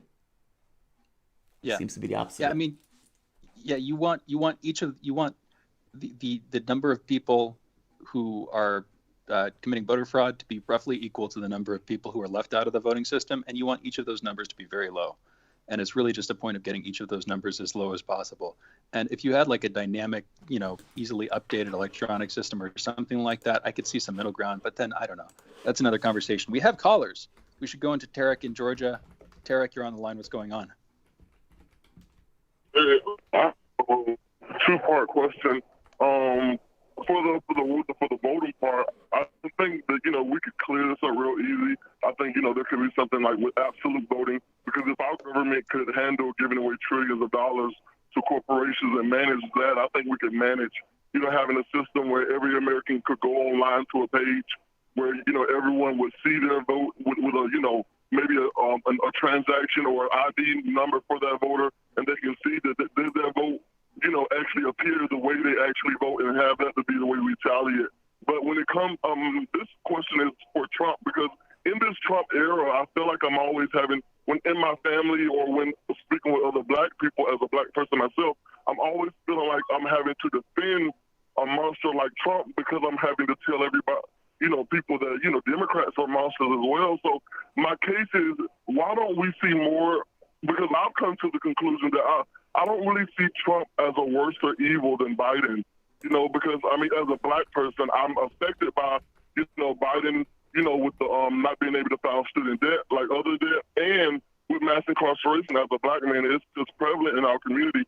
So Biden is scarier to me than Trump, and so I don't know why I don't see people. I'm not saying that I would ever vote Republican, never, but I don't see people making that case, because that's where I'm at. Thanks. Hey, thanks for the call. Thanks for the call. Yeah, man. no, great points. I can totally imagine that. We've got a few other callers, so I don't want to take too long to comment on that, but yeah, I can totally imagine being in that position. That's a pretty tricky position to be in. I think a lot of people are in that position, and it's one of these cases of preference falsification. Like Timur Kuran, the economist, is a term, preference falsification. Basically, people hiding their opinions. That's effectively what that means. It's a fancy term for it. But basically, if you have a sufficiently large number of people who are hiding their real opinions in society, you can have the potential for change without having any idea of it. And I think we're in that spot with the Democratic Party right now, and with the sort of consensus that I'm sure a lot of people have that Biden is terrible, but they don't know what to do about it. And that's potential for conflict right there. I think let's go straight to Anthony in Detroit. Anthony, you're on the line. What's going on, Anthony? Hey, what's up? Good morning. Glad to be on. I just wanted to come in and say, make the point, and I think Jamarl, you're touching at this point and alluding to it. This whole conversation, framing it as voter fraud, is a bit ridiculous and kind of similar to framing conversations about violence in the black community as black on black crime. It's kind of really just a distraction from what the real problem is, because this isn't really voter fraud, it's really voter suppression. Ever since, the end of the Civil War, through Jim Crow, and then afterwards, we've seen these laws, and particularly in the South, but in the North as well. And so to have the conversation as though it is really voter fraud that we're talking about is feeding into the whole idea that that's what it is, when in reality, if you look at who these policies are going to affect, just as straight ticket voting here in Michigan recently most heavily affects the African-American community and thus the Democratic Party. This is really just a way to suppress votes. And so I just want to shift the comment.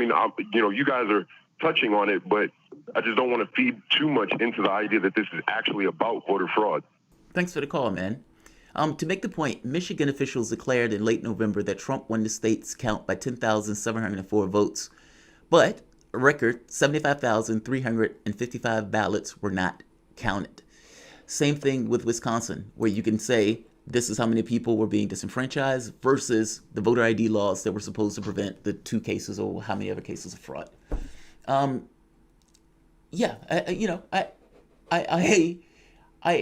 don't like, let me say it this way.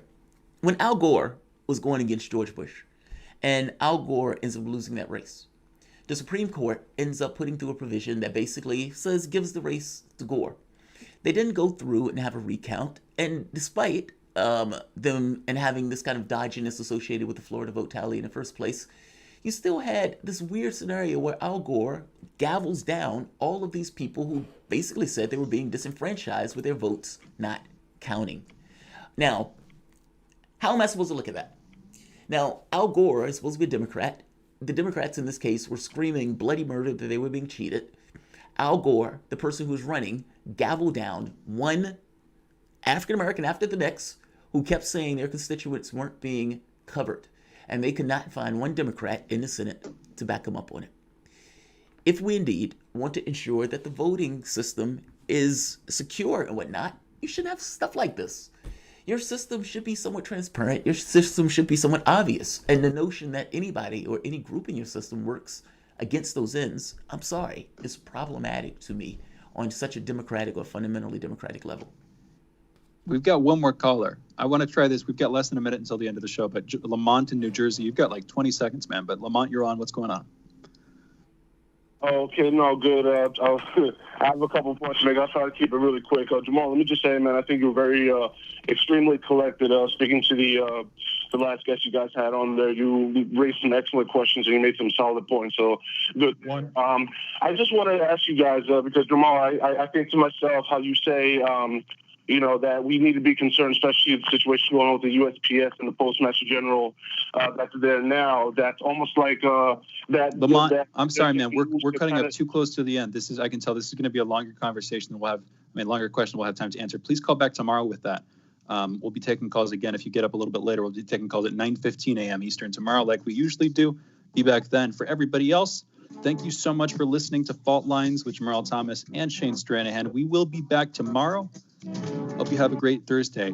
Peace, folks. All right, guys. I have a doctor's appointment that I'm already late for. We have a few chats. Marshall Gillespie. Thank you, Marshall Gillespie. And Wendy Melly. Thank you, Wendy Melly. Leave comments. I like when you guys leave comments. Fault Lines, Jamarl Thomas, Shane Stranahan. And we will see you guys tomorrow. Thanks all. Bye-bye.